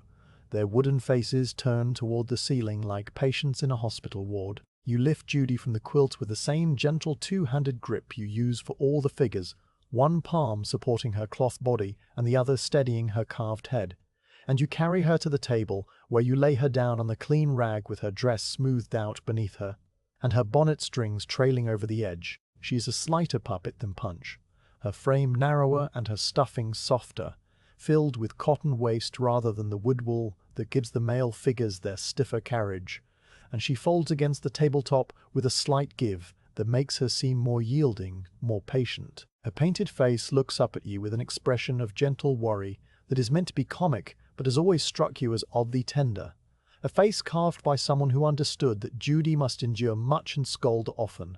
but never lose her softness. The paint on her cheeks is still a faint rose, the lips a pale coral, and the blue of her eyes has faded to the color of a winter sky seen through thin cloud. You begin by examining her costume in full, turning her over carefully to inspect the back and then the front again, noting every detail that needs your attention. Her dress is a simple long-sleeved garment of sprigged cotton, the pattern a scatter of tiny 5-petaled flowers in faded pink and brown on a ground that was once cream but has mellowed to the color of old milk. The fabric is still sound, the weave tight and free of holes, but it is grubby along the hem, where it is brushed against the stage boards, and grimy at the cuffs from the puppeteer's grip. Over the dress, she wears a white apron of plain cotton lawn, its surface marked with faint brown spots that might be tea stains or the ghosts of ancient splashes from a rainy day. And the string that ties it around her waist has parted, the 2 broken ends frayed and too short to knot. Her bonnet is a small frilled cap of the same white lawn, sewn to a stiffened crescent of buckram that fits around the back of her wooden head, and the lace that edges the frill has yellowed and torn in several places, its pattern of tiny flowers and loops interrupted by gaps where the threads have rotted through. One side of the bonnet has come unstitched from the crown. The stitch is pulled loose so that the fabric gapes and the bare wood of the head shows beneath like a scalp under a lifted wig. You decide to begin with the bonnet, because it is the most damaged item and will take the longest to repair. You slide the bonnet off Judy's head by working it gently forward over her painted hair, which is carved in a low bun at the nape of her neck and painted a dark brown that has held its color well. The head is now bare, the wood smooth and pale where the bonnet has protected it from dust and light, and you set the head aside on the rag while you turn the bonnet over in your hands. The old lace edging is beyond saving, its threads so brittle that they crumble when you touch them, leaving a faint dust on your fingertips like the wing scales of a dead moth. You unpick the stitches that hold the lace to the bonnet, using the fine embroidery scissors to snip each tiny thread with a series of small, crisp sounds, and you peel the lace away in sections, dropping the fragments into the saucer that serves as your scrap dish. The frill beneath is intact, a double layer of cotton lawn that has been gathered into soft ruffles, and its edge is clean and ready for new binding. You search through the bundle of spare fabrics and find a length of narrow cotton tape, white with a simple woven border, that you have kept for just this purpose. The tape is about 1/4 inch wide, soft from being washed and rolled, and you unroll a section long enough to go around the frill with a little extra for turning under. You fold the tape in half lengthwise and press the crease flat between your thumb and the handle of the scissors, working slowly along its full length, and then you open it out and position it over the raw edge of the frill so that the tape encloses the edge in a neat sandwich. You pin it in place with 3 fine brass pins, the points sliding through the layers of cotton with a faint sibilance, and then you thread the fine needle with a length of white linen thread that has been waxed just enough to stiffen it against tangling. Sewing the binding onto the frill is a patient, repetitive task that requires you to pass the needle through all 3 layers. Tape, frill, tape with a small running stitch that is almost invisible from the right side. You work your way slowly around the curve of the bonnet, the needle dipping in and out with a regular motion, the thread pulling through with a whisper that is softer than the sound of the sea, and you pause every few inches to remove a pin and smooth the fabric so that no puckers form. The bonnet grows clean and crisp under your fingers, the new tape a bright white against the older ivory of the lawn, and the difference in color does not trouble you, because you know that a little exposure to air and light will soon blend the shades together. When you reach the end of the frill, you fold the tape under and stitch it down so that no raw edge remains, and then you snip the thread and run the finished binding between your finger and thumb, feeling its smooth, even texture. Now you tackle the gap where the bonnet has come unstitched from the crown. The crown is a small oval of buckram covered with the same white lawn, and it is meant to be sewn to the inside of the bonnet along its top edge so that the whole thing sits snugly on Judy's head. You realign the 2 pieces, matching the old stitch holes that are still visible as a line of tiny punctures in the fabric, and you pin them together. Then you thread the needle again and sew the seam with a tight back stitch that follows the original line, the needle passing through the old holes so that the repair is both strong and faithful to the maker's work. Each stitch pulls the 2 layers together, closing the gap,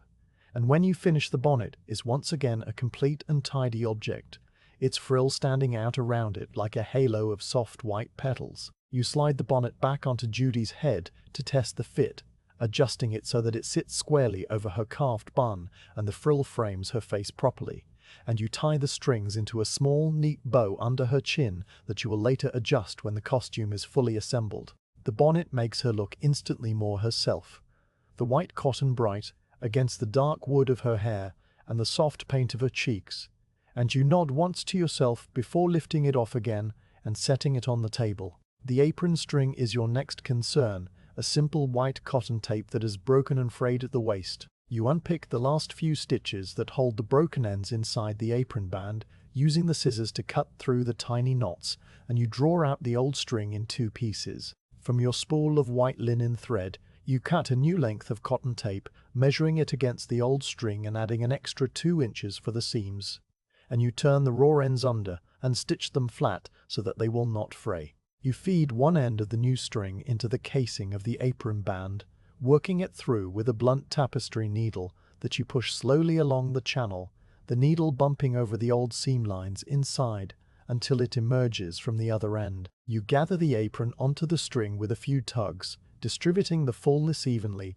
and then you stitch the ends of the string to the band at each side so that they can never pull free again. The apron is now secure, its clean white surface free of the brown spots you noticed earlier, because while you had it on the table you sponged it lightly with a corner of the damp rag and lifted the stains away, the cotton responding to the gentle treatment by becoming almost as fresh as new. You set the apron aside and turn to Judy's dress, which needs only a general smoothing and a few reinforcing stitches along the hem where the thread has worn thin. You press the dress flat with your hands, working the wrinkles out against the tabletop, and you run a line of small running stitches along the hem, not because it has torn, but because you can see that it soon will, the fibers stretched and ready to part. Your needle moves along the edge of the fabric, catching the fold and pulling it tight, and the hem becomes firm and even under your work, ready for another season of brushing against the little stage. Now you lift Judy's wooden head and hold it in the window light, examining the painted face for the repairs that your list has noted. The face is carved from the same lime wood as Punch's, but the style is softer, the nose smaller and straighter, the chin rounder, the mouth set in a slight pout rather than a leer. The paint is a thin layer of white lead mixed with chalk, overlaid with washes of color that give the cheeks their rose and the lips their coral, and it has survived well, except for a thinness at the edges where the color has rubbed away. The lips need only the lightest touch of color, so you prepare a tiny amount of vermilion on the saucer, mixing it with a drop of linseed oil until it is a pale pink rather than a strong red, and you use the finest sable brush to apply it. Your hand is steady as you trace the curve of the upper lip, the brush depositing a whisper of color that sinks into the old paint and revives it without changing the expression. The lower lip receives the same delicate treatment, and you blend the color at the corners so that there is no sharp line between the new paint and the old. The eyes need a dot of white at the center of each pupil to restore the catchlight that gives them life, and you use a single hair from the sable brush to apply a speck of white lead mixed with a touch of blue to each eye, the dot so small that it is barely visible, only a glint that makes the gaze seem focused and aware. You set the head down and let the paint dry while you finish the costume, tying the apron around Judy's waist and adjusting the bow of the bonnet strings so that they lie flat against her chest. Then you lift the head and fix it back onto the cloth body, aligning the neck opening with the fabric tube that protrudes from the collar of the dress, and you tie the linen cord inside the neck with a tight square knot that you tuck into the hollow so that it cannot be seen. Judy is now whole again, her dress clean and mended, her bonnet fresh and starched, her face restored to its quiet, worried prettiness, and you hold her up to the window to see how the light falls across her features. The grey afternoon glow illuminates her from the front, casting a soft shadow behind her on the table, and she looks exactly as she should, a small, enduring figure in faded cotton, her hands turned palm upward in a gesture of perpetual exasperation, her bonnet frill trembling faintly in the breeze from the window. You carry her to the bed and lay her beside Punch, the two of them side by side on the patchwork quilt with their wooden heads resting on the same fold of fabric, and you step back to look at them together. The red and yellow of his suit complements the pale cream and white of her dress, and their painted faces seem to be looking at each other across the inches of quilt, sharing some silent, long-married joke that you are not quite privy to. The baby lies nearby, its painted eyes now dry from your earlier touch-up, and the little family group is almost complete. You stand for a moment in the quiet of the room, your hands resting lightly on the back of the chair, and you listen to the sounds that fill the space around you. The steady wash of the sea on the shingle, the distant cry of a gull that has taken flight from the roof, and the small domestic noises of the boarding house itself, a footstep on the floor above, the clink of a pan in the distant kitchen, and the tick of the clock on the landing that marks the seconds, with a soft, unhurried regularity. The afternoon is wearing on, the light beginning its slow decline toward dusk, but you still have the crocodile and the smaller characters to attend to, and you feel no urgency, only a deep contentment that the work is progressing so steadily and well. You stretch your fingers, which have grown a little stiff from holding the needle,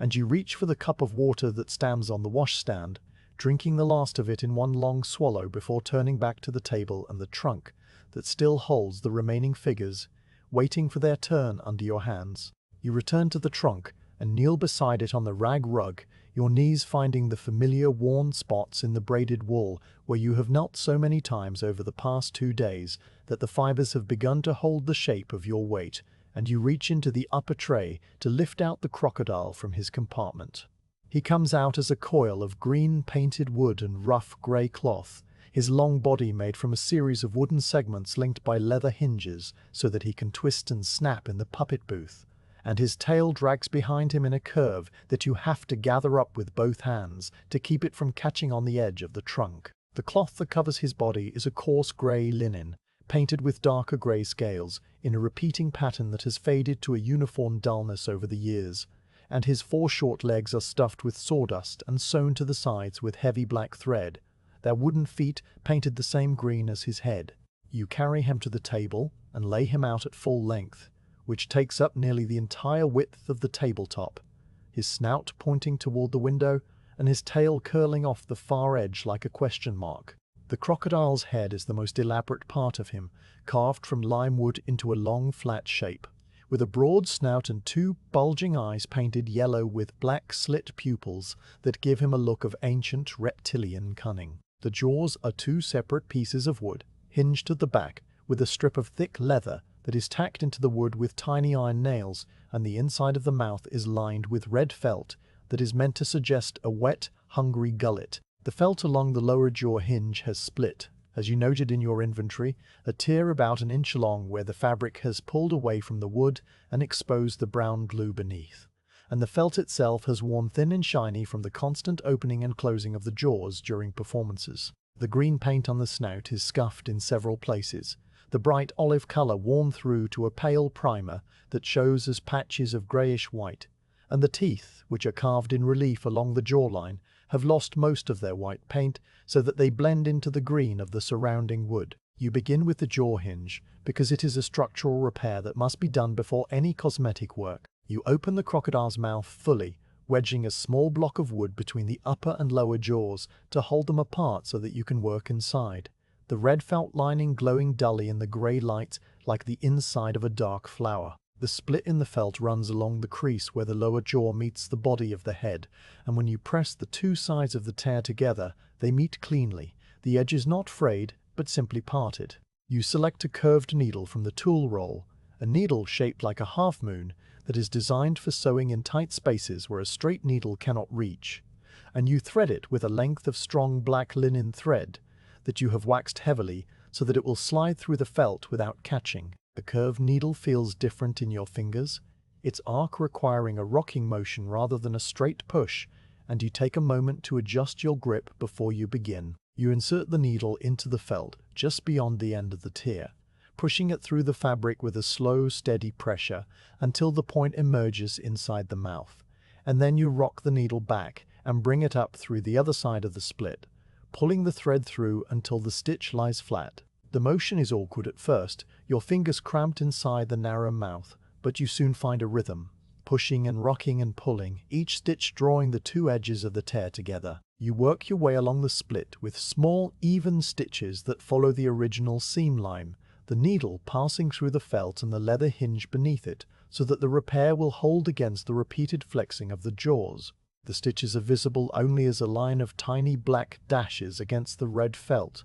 and when you reach the end of the tear you tie off the thread with a small square knot and snip it close. Then test the jaws by working them open and shut several times, the felt stretching and compressing without pulling away. The hinge feels firm and secure, the tear closed, and you remove the wooden wedge and let the mouth snap gently shut. The paint on the snout is your next task, and you prepare a small amount of chrome green on the mixing saucer, adding a touch of yellow ochre to match the faded olive of the original paint, and a drop of linseed oil to make it spread smoothly. The color you achieve is slightly brighter than the old paint, but you add a speck of raw umber to tone it down, stirring the mixture with the tip of a matchstick until it is a muted, earthy green that blends well with the surrounding surface. You use the flat brush for this work, its square tip holding enough paint to cover the worn patches in a single stroke, and you apply the color in thin, even layers, letting each patch dry for a minute before adding a second coat to build up the opacity. The brush moves across the wooden snout with a soft, dragging sound, the paint settling into the grain and covering the grayish primer, and the scuffed areas disappear one by one until the snout is once again a uniform olive green. The teeth receive a dot of white lead on each point, applied with the fine sable brush, and the eyes get a tiny touch of yellow to brighten the irises, the black pupils left untouched because they are still sharp and glossy. You set the crocodile aside on the bed, arranging his body in a loose coil beside the other finished puppets, and then you return to the trunk to retrieve the three remaining smaller characters, the baby, the hangman, and the devil. They lie in their compartments like relics in a cabinet, and you lift them out one at a time, cradling each in your palm as you carry them to the table where they will receive their brief but necessary attention. The baby is the simplest of all the puppets, a padded sausage of white cotton with a round wooden head no larger than a duck's egg, its painted face reduced to 2 dots for eyes and a small rosebud mouth. The white paint of the eyes has flaked almost entirely away, leaving only a faint grey stain on the wood, and the ribbon tied around its neck is limp and soiled, its original pink faded to a dirty cream. You mix a tiny amount of white lead on the saucer and use the finest sable brush to paint 2 new eyes,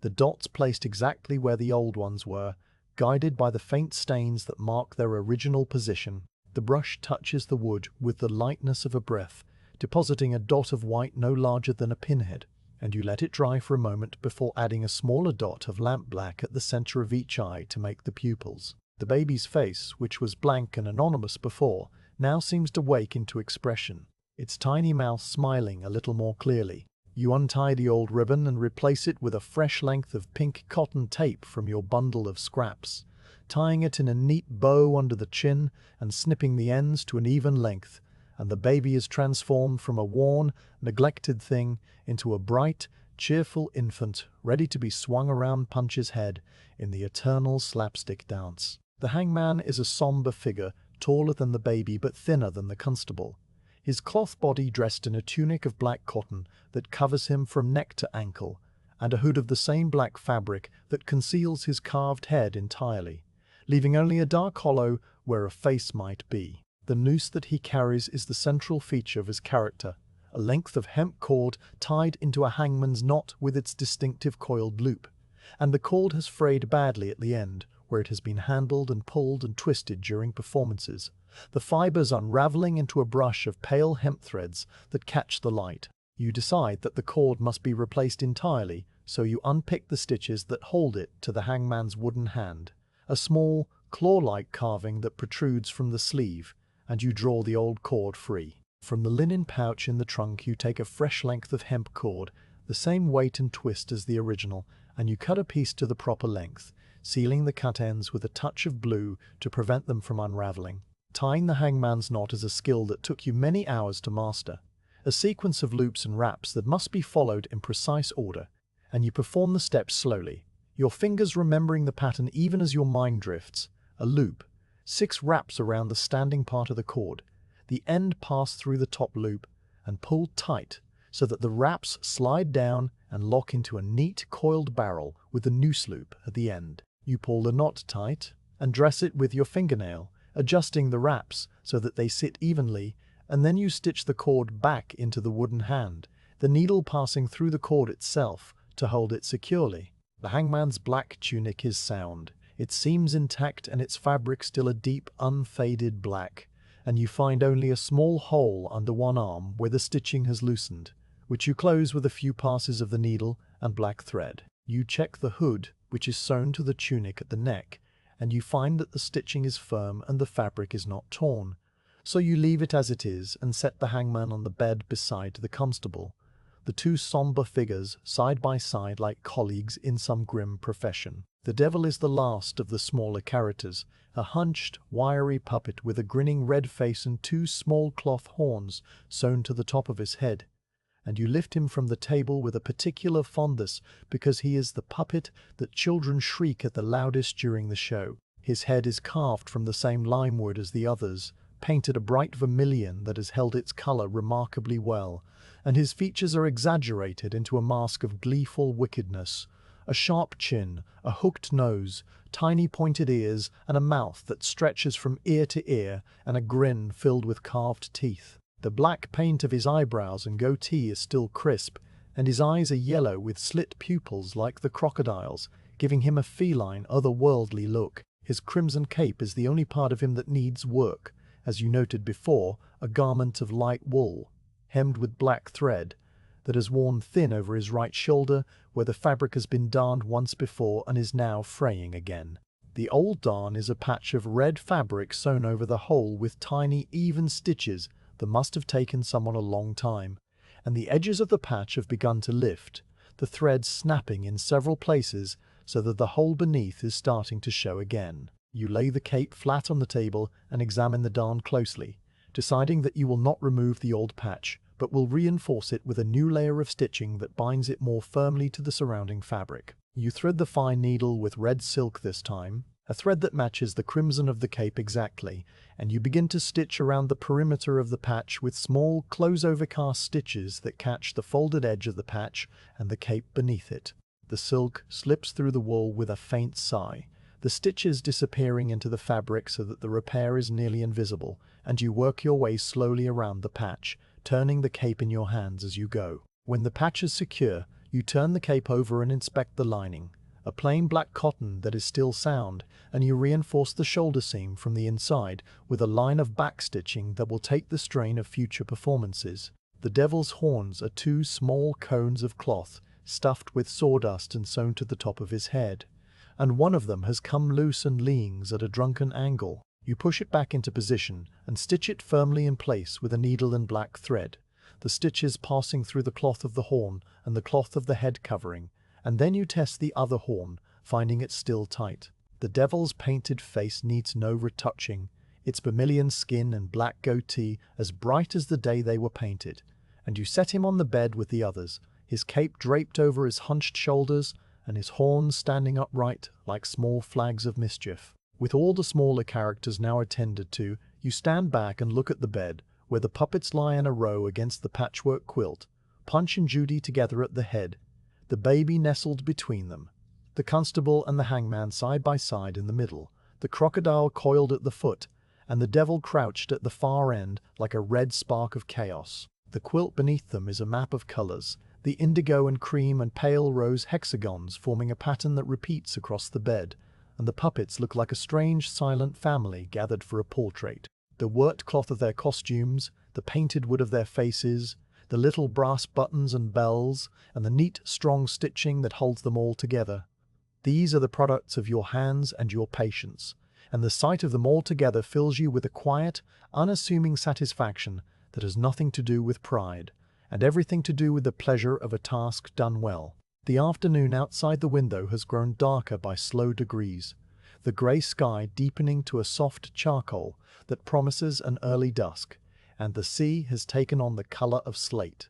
its surface broken by small white crests that show a breeze is getting up. The pier lights have begun to flicker on in a dotted line, their reflections wavering on the dark water, and the promenade is once again empty of walkers, the bathing machines standing like sentinels in the growing gloom. You light the candle in its tin holder and place it on the table, its flame bending slightly in the draught from the window before steadying into a warm, golden teardrop that pushes the shadows back into the corners of the room. The work of the day is almost done, and you feel a deep tiredness settling into your bones. The good tiredness that comes from using your hands in useful, careful ways, and you think that you will finish the last few tasks tomorrow, and then pack the trunk and prepare for the journey onward. You wash your hands in the basin, the water now cool and refreshing, and you dry them on the linen towel, smoothing it flat on its rail, before you turn down the quilt and prepare for another night of sleep, with the sea as your lullaby.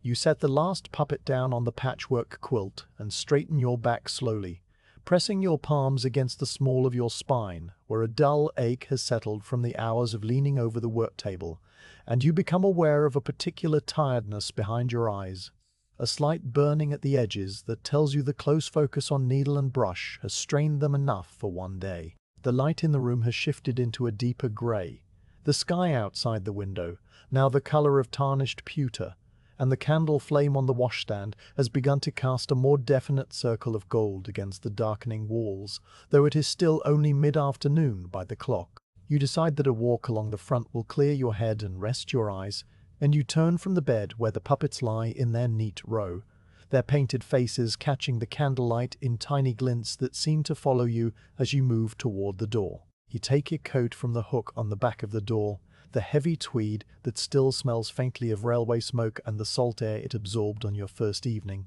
and you pull it on over your shirt, doing up the buttons with slow, deliberate fingers that are a little stiff from holding the needle. Your cap comes next, a soft wool cap in a dark brown that has faded at the crown from sun and rain, and you settle it on your head and tug the brim down slightly at the front. You slip off the felt slippers and pull on your boots, which have been sitting under the window and are cool to the touch. The leather firm against your ankles as you lace them up with the same steady rhythm you use for everything, crossing the laces through the eyelets and pulling them snug without haste. A scarf would be too much for the mild autumn air, so you leave it folded over the footrail of the bed and you step out of the room, closing the door behind you with a soft click that seems to seal the quiet of your work inside. The landing is dim and smells of floor polish and the faint savoury scent of a broth cooking somewhere below, and the gas lamp on its bracket hisses gently, its flame a steady fan of amber light against the flowered wallpaper. Your boots make a low, solid sound on the carpet runner as you descend the stairs, each tread giving its familiar creak in a descending scale, and you run your palm along the smooth banister, feeling the warmth of the wood where countless hands have passed before yours. The long case clock at the bottom of the stairs shows the time as 3:15, its brass pendulum swinging with a slow, measured beat that you hear as a soft tick-tock blending into the hush of the house. You pass the mahogany table with its vase of dried honesty, the silver pods rustling faintly as you move past, and you open the front door onto the street. The air that meets you outside is fresh and cool, with a salt edge that is stronger here than in your room, carried on a steady breeze that is blowing in from the sea along the side streets. The sky overhead is a single unbroken sheet of cloud, pale grey near the rooftops and darker at the horizon where it meets the water, and the light has the soft, even quality of late afternoon in autumn, when the sun is already sinking somewhere behind the cloud and the world begins to dim by slow, almost imperceptible degrees. You turn up the collar of your coat against the breeze and set off down the street toward the promenade, your footsteps sounding hollow on the pavement, the only movement in the quiet road. The street is lined on both sides with tall, narrow houses of pale brick and stucco, their front doors painted black or dark green or a faded navy, and their windows are mostly curtained against the grey day with lace or heavy drapes, though here and there a face appears at a window and then withdraws, or a cat sits on a sill behind the glass, motionless as a statue. The iron railings that front each house are painted black and have small finials shaped like pineapples or spears, and between them and the street runs a narrow strip of paving where a few dead leaves have gathered, blown in from the park at the end of the road. You pass a house with a card in the window that reads "Apartments" in faded gold letters, and next to it a house with a bay window through which you glimpse a parlour with a piano and a potted fern, the room as still and silent as a painting. The only sound other than your footsteps is the distant murmur of the sea and the occasional cry of a gull, and the breeze that tugs gently at your coat and brings with it the smell of salt and a faint hint of vinegar from somewhere further along the front. You reach the end of the street and step onto the promenade, which runs in a long, broad curve along the top of the beach. Its paving stones damp and dark from an earlier light shower that has left shallow puddles in the dips where the stone has worn hollow. The promenade is nearly empty in this off-season hour. A woman in a dark coat pushes a bath chair slowly along, its iron wheels making a soft, grinding rumble that carries a short distance before fading. An elderly gentleman in a bowler hat stands at the railing with his hands clasped behind his back, looking out at the sea with an expression of calm vacancy.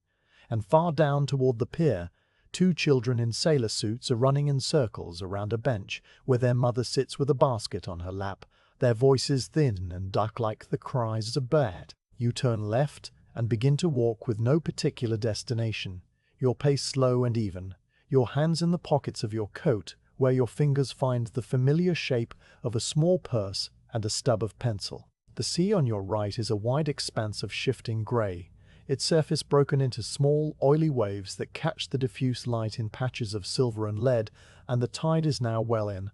the water reaching high up the shingle so that the beach is reduced to a narrow band of pebbles below the promenade wall. The waves push up the shingle with a long, hissing rush, and then withdraw with a clatter of stones. The sound continuous and deeply rhythmic, like a slow breath that has been going on for centuries without interruption. You stop for a moment at the railing and look down at the water, watching the way the surface moves in endless shifting patterns, the grey of the sea and the grey of the side blending at the horizon so that it is hard to tell where one ends and the other begins. A single gull hangs motionless on the breeze above the water, its wings adjusted to the angle that keeps it still, and then it tilts and slides away toward the pier without a sound. You walk on, passing the row of bathing machines that stand at the top of the beach, their green and white stripes faded to soft pastels by the sun and salt of many summers. The machines are tall, boxy structures on iron wheels, each with a door facing the sea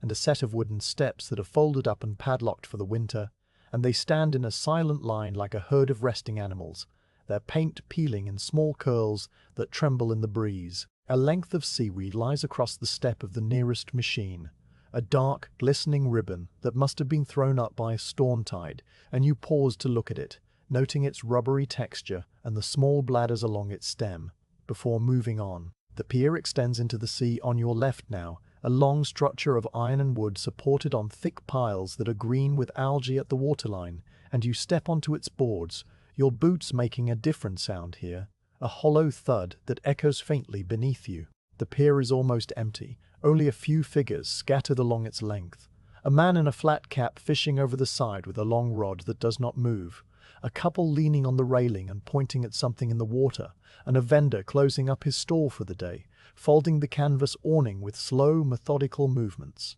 The boards underfoot are damp and slightly springy, and the gaps between them show glimpses of the dark water below, moving and shifting in a way that can make you dizzy if you look too long. You walk out along the pier, past the closed stalls that sell sweets and rock and souvenirs in summer, their shutters drawn and their counters empty, and the smell of the sea is stronger here. A clean, cold scent that fills your lungs and clears the last of the close air of the boarding house from your head. At the end of the pier stands the pavilion, a large wooden structure with a curved roof and wide windows that look out over the water on three sides, and its doors are open, revealing a dim interior filled with rows of empty benches and a small stage at the far end where a band might play in the summer evenings. You step inside and stand for a moment in the quiet, the sound of the sea muffled by the walls so that it becomes a distant, gentle roar, and you read the faded posters on the walls advertising concerts and parrot shows and a traveling company of players who performed here last August,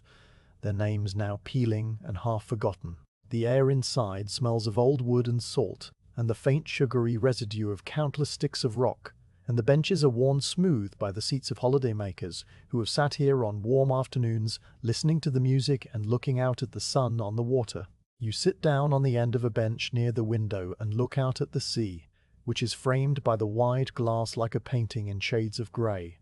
and you let your eyes rest on the horizon. the distant line where the water meets the sky, and you think of nothing in particular. Your mind is still and calm as the grey sea before you. After a while you rise and leave the pavilion, walking back along the pier with the same slow pace, and you stop at the railing to look down at the water between the piles, where the sea swirls and eddies in dark, glassy movements. Far out, a fishing smack with brown sails is making its way slowly toward the harbour, its hull barely moving against the grey expanse, and you watch it for a long time, tracking its slow progress until it passes behind a groin and disappears from view. The breeze is colder now, freshening with the approach of evening, and you button your coat up to the collar and turn back toward the promenade, your walk having stretched to the better part of an hour without your noticing. You retrace your steps along the promenade, passing the elderly gentleman who is still standing at the railing in exactly the same posture, and you wonder briefly if he has moved at all or if he is some permanent fixture of the front, a statue of contemplation. The woman with the bath chair is gone, and the children have been called in, their bench now empty and the basket gone, leaving only a single seagull standing on the back of the bench, its head turning to watch you as you pass with a bright yellow-ringed eye. You walk more slowly now, deliberately drawing out the last of the walk, because you know that when you return to your room, the light will be too dim for further fine work, and you will have only the evening to rest before the final day of repairs. The shops along the front are lighting their lamps, the yellow glow spilling out onto the damp pavement in small pools, and you pass a shop with a window full of seaside souvenirs, shells arranged in frames, small bottles of coloured sand, postcards of the pier and the beach, and a stuffed seagull under a glass dome that looks at you with the same glassy stare as its living counterparts outside. Near the end of the promenade, where the road curves back toward the boarding house, you come across a stall that sells hot chestnuts. The vendor, a round-faced man in a thick apron, who turns the nuts in a perforated pan over a charcoal brazier, the shells crackling and steaming in the cold air. You buy a small paper cone of chestnuts for a penny, and you eat them as you walk, peeling the hot, blackened shells with your fingertips and popping the sweet, mealy kernels into your mouth, the warmth spreading through your chest and fingers. The taste is earthy and slightly sweet, the texture soft and crumbling, and you savor each one slowly, dropping the shells into a bin at the corner before turning into your street. At the edge of the beach, just before you leave the promenade, you stoop and pick up a small, smooth pebble from the ground where it has been washed up by some high tide and left behind by the retreating water. The pebble is oval and flat, dark grey with a band of white quartz running through it like a vein, and its surface is polished to a soft, silky smoothness by the action of the waves and the shingle. It fits perfectly into the palm of your hand, cool and solid, and you slip it into your coat pocket, thinking that you will keep it on the windowsill as a small memento of this grey afternoon in Margate. Then you walk up the steps of the boarding house, the black door with its dolphin knocker greeting you like a familiar face, and you let yourself in with the key that the landlady gave you on your first day. The hallway is warmer than the street, the smell of broth now stronger, and a door at the back of the house opens briefly to let out a puff of steam and the sound of a pot clattering before it closes again. You climb the stairs slowly, your legs pleasantly tired from the walk, and you open the door to your room and step inside. The room is exactly as you left it, the candle still burning on the washstand, the puppets still laid out on the bed in their quiet row, and the sea still sighing against the shingle beyond the lace curtains. You close the door and hang your coat on the hook, then sit on the chair to unlace your boots, pulling them off and setting them under the window. The pebble from the beach goes onto the windowsill beside the cup and the small vase of dried flowers that you had not noticed before, a cluster of sea lavender that must have been there since you arrived, its tiny purple blooms faded to a dusty grey. You pour fresh water into the basin and wash your face and hands, the cool water refreshing after the salt breeze, and you dry yourself on the linen towel and smooth it flat on its rail. Then you sit on the edge of the bed, looking at the puppets that lie before you, their repairs almost complete. Punch's red and yellow suit and his clean painted face, Judy's freshened bonnet and her mended apron, the baby's bright eyes and new pink ribbon, the constable's spotless blue coat and shining brass buttons, the crocodile's stitched jaw and repainted snout, the hangman's new cord, and the devil's reinforced cape and upright horns. They are all there, a small silent troupe that has been in your care for many years, and you feel a quiet sense of readiness for whatever town and whatever audience will come next. The candle flame flutters as a gust of wind pushes through the gap in the sash, and you rise to close the window a little, leaving only a crack for the air. The light outside is now almost gone. The sea a dark, moving presence against the darker sky, and the pier lights are a broken string of gold across the water. You light the gas lamp on the wall from the candle, and the room fills with a warm, steady glow that pushes the shadows back and makes the puppets' faces seem almost alive. Tomorrow you will oil the joints, test the squeakers, and pack everything away in the trunk, ready for the road. But tonight you will sit quietly with a cup of tea and the leather-bound book of essays, reading a few pages by the gaslight before sleep, your eyes resting on the words until they blur and the sea takes you under. You wake on the final morning to a light that is softer and paler than before, a milky white glow filtering through the lace curtains and filling the room with a quiet radiance that seems to come from everywhere at once. And you lie still for a long while, listening to the sea and the gulls and the distant, rhythmic creak of an oarlock from a boat that must be passing just beyond the pier. The air is cooler today, carrying the first real edge of autumn, and you pull the quilt up to your chin for a few more minutes before pushing it back and sitting up, your bare feet finding the rag rug and the cool, smooth floorboards beneath. The puppets are still laid out on the bed where you left them, their painted faces turned upward in the pale light, and they look somehow different this morning, fresher and more complete, as if they have absorbed the care you gave them and are now ready to return to their work. You wash and dress with the same slow, deliberate movements that have become the rhythm of your days in this room, and you eat a simple breakfast of bread and butter and tea that the landlady brings up on the wooden tray, the bread still warm from the oven, and the butter melting into it in yellow pools. With breakfast finished and the tray returned to the landing, you move the chair to the table by the window and sit down to begin the final tasks. The morning light is perfect for assembly, bright enough to see every detail but still diffuse, and even without the harsh shadows that direct sun would cast, and the sea outside is a pale silver grey that seems to glow with its own quiet light. You lift Punch from the bed first, because he is the chief figure of the troupe, and it feels right to begin with him. And you carry him to the table where his wooden head has been waiting on the rag,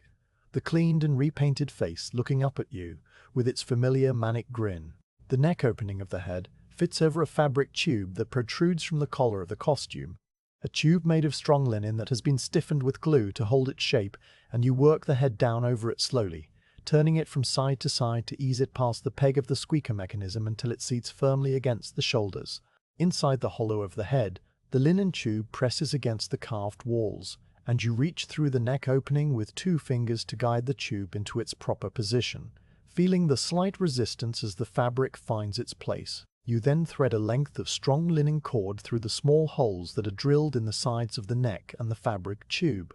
drawing the cord tight and tying it in a square knot that you pull snug and then tuck inside the hollow so that it cannot be seen from the outside. The head is now fixed, and when you lift the puppet by its body and give a gentle shake, the head stays firm, turning only when you twist it deliberately. You test the squeaker by blowing into the neck from below, your lips against the cloth of the body, where a small opening has been left for this purpose, and the high, reedy squawk sounds clear and true, the reed vibrating strongly without the gritty hesitation it had before. Judy is next, and you assemble her with the same careful attention, working her bonneted head down over the fabric neck and tying the cord inside, your fingers moving in the tight space with practiced ease. Her bonnet strings hang down over her chest, and you tie them in a neat bow under her chin, adjusting the loops so that they are even and the frills sit squarely around her face. Her squeaker produces a softer, higher note than Punch's, a sound more like a squeak of surprise than a cackle of triumph.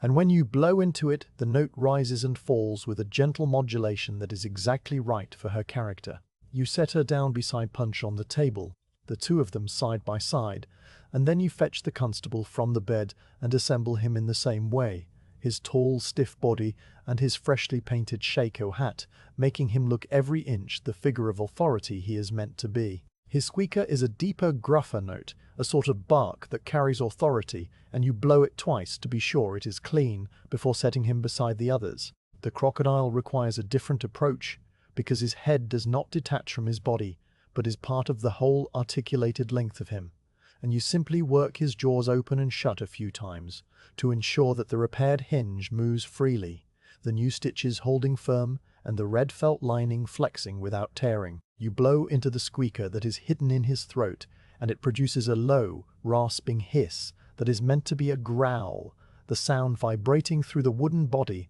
and emerging from the open mouth as a faint, threatening rattle. The baby has no squeaker, being only a simple padded doll, and you merely check that its new ribbon is still tied and its painted eyes are dry before laying it beside Judy on the table. The hangman and the devil follow, their heads fixed and their cords and capes checked once more, and you test their squeakers too. The hangman's a grim, low note like a funeral bell. The devil's a high, manic shriek that seems too large for his small body and always makes children scream with delighted terror. With all the puppets assembled, you lay them out on the bed in a row and turn to the final task, which is oiling the joints. The joints are the moving parts where the wooden hands and feet are attached to the cloth arms and legs, each one a small wooden peg that passes through a hole in the limb and allows the part to swing freely. The pegs are made of hard beechwood, and over time they dry out and begin to stick or squeak, so you oil them at the end of every repair session to keep the movement smooth and silent. You take the small feather from the tool roll, a primary feather from a goose wing that you have kept for years because its shape is perfect for reaching into narrow spaces, and you dip the very tip into the bottle of linseed oil, the golden liquid clinging to the barbs in a tiny, trembling drop. You work the feather into the joint hole where the peg passes through the wood, tracing the inner ring with a slow circular motion that leaves a thin film of oil on the bearing surface. And then you work the joint back and forth several times to distribute the oil evenly. The motion becomes immediately smoother, the peg turning without resistance, and you move on to the next joint and the next, working your way through each puppet in turn. Punch has 6 joints that need oiling, 2 at the shoulders, 2 at the elbows, and 2 at the wrists where his wooden slapstick will be attached, and you tend to each one with the same patient care, the feather dipping and tracing, and the joints working back and forth until they move as silently as a whisper. Judy has the same number, and her smaller, finer joints accept the oil with a faint, satisfying softness, the pegs turning under your fingers like the hinges of a tiny, well-made door. The constable's joints are stiffer, his limbs heavier, and you spend a little longer on him, working the oil into the holes until the arms swing freely from the shoulders. The crocodile's many segments each have a leather hinge that needs no oil, but the wooden pegs at his leg joints receive a drop of oil each, and the hangman and the devil get the same treatment, their joints loosening and smoothing under your touch. The smell of linseed oil fills the room now, a warm, nutty scent that mingles with the salt air and the faint lavender of the soap, and it is the smell of completion,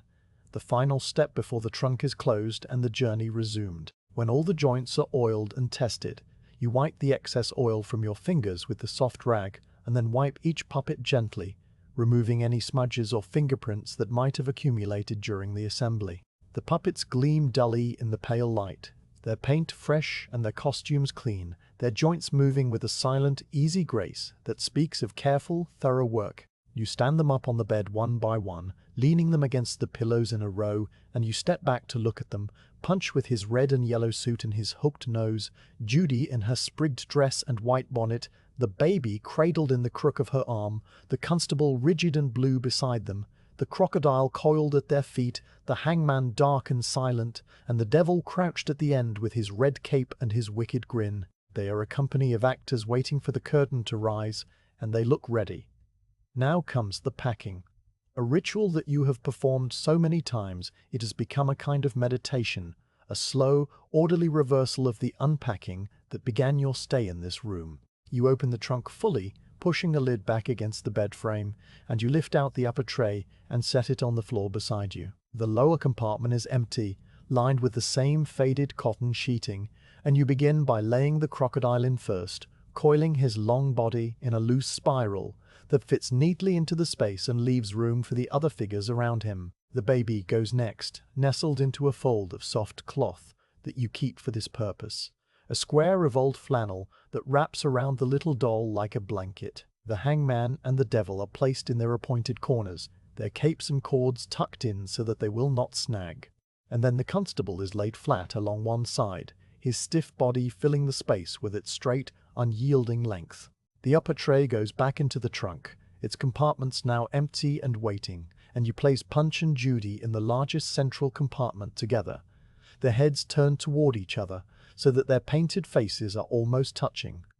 A pose they have held in the trunk for years, and that always makes you think of an old married couple who have learned to sleep in the same small space without complaint. You tuck the spare costumes and the bundle of fabric scraps into the side compartments, along with the button tin and the little pouches of spare parts, and you lay the tool roll flat in its designated slot where it will be easy to find at the next stop. The saucer of dried paint and the china cup are washed in the basin and dried on the rag, and the cup goes back onto the washstand where it belongs, while the saucer is wrapped in a scrap of cloth and tucked into a corner of the trunk. The candle stub is blown out and placed in the tin holder, which you slide into a pocket of the trunk lid, and the rags are folded and placed on top of the puppets to cushion them in transit. You close the lid of the trunk slowly, pressing it down until the lock catches with a soft click, and then you buckle the two leather straps, pulling them tight and tucking the ends into the keepers so that they lie flat.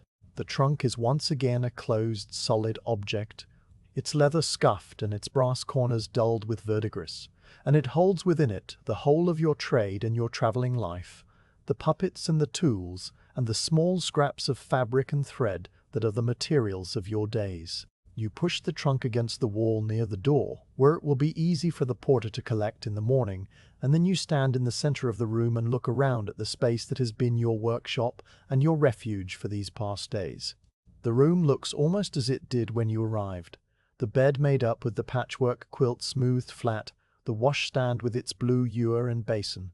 the wooden chair pushed against the wall, and the lace curtains hanging motionless over the window that frames a view of the grey sea and the empty pier. The only sign of your presence is the small pebble on the windowsill,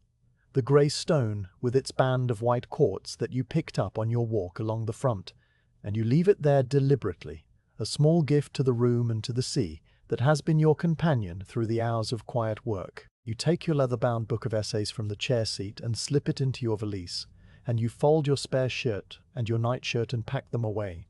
the valise closing with a finality that matches the closed trunk. You go to the window and stand there for a long time, looking out at the sea that has been the constant background to your days, its surface now a pale grey touched with a faint rose from a sun that is somewhere behind the clouds, sinking toward the horizon. The pier is lit with its string of lamps, the pavilion a dart shape at the end, and a few figures are walking along the promenade, their coats dark against the pale stone. The tide is going out, the shingle beach widening as the water retreats, and the sound of the waves is a gentle, tired murmur that seems to be saying goodbye. You think of the towns you have visited and the towns you will visit, the beachfronts and the parks and the village greens where you will set up your little booth and bring Punch and Judy to life for another audience of laughing children and indulgent parents, and the thought is restful, without urgency, a simple acceptance of the life you have chosen and the work you do. The landlady taps on the door as the evening comes on,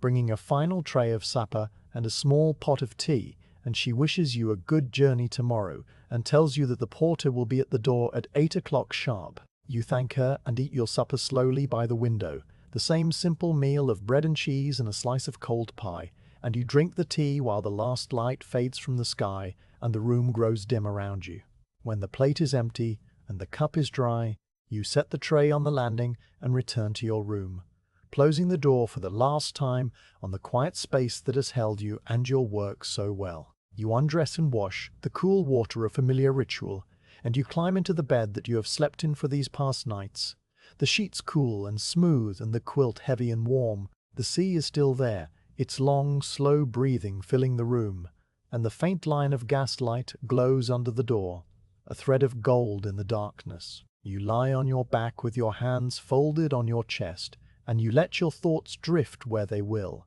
over the puppets in their trunk, and the tools in their roll, and the small, satisfying feeling of work completed, every stitch and every brush stroke, and every drop of oil exactly where it should be. The sound of the sea grows softer and softer, or perhaps it is your hearing that grows dim as sleep approaches, and the last thing you are aware of before the dark takes you is the gentle, regular movement of your own breathing, rising and falling in time with the waves, as if you and the sea have become one quiet, peaceful thing.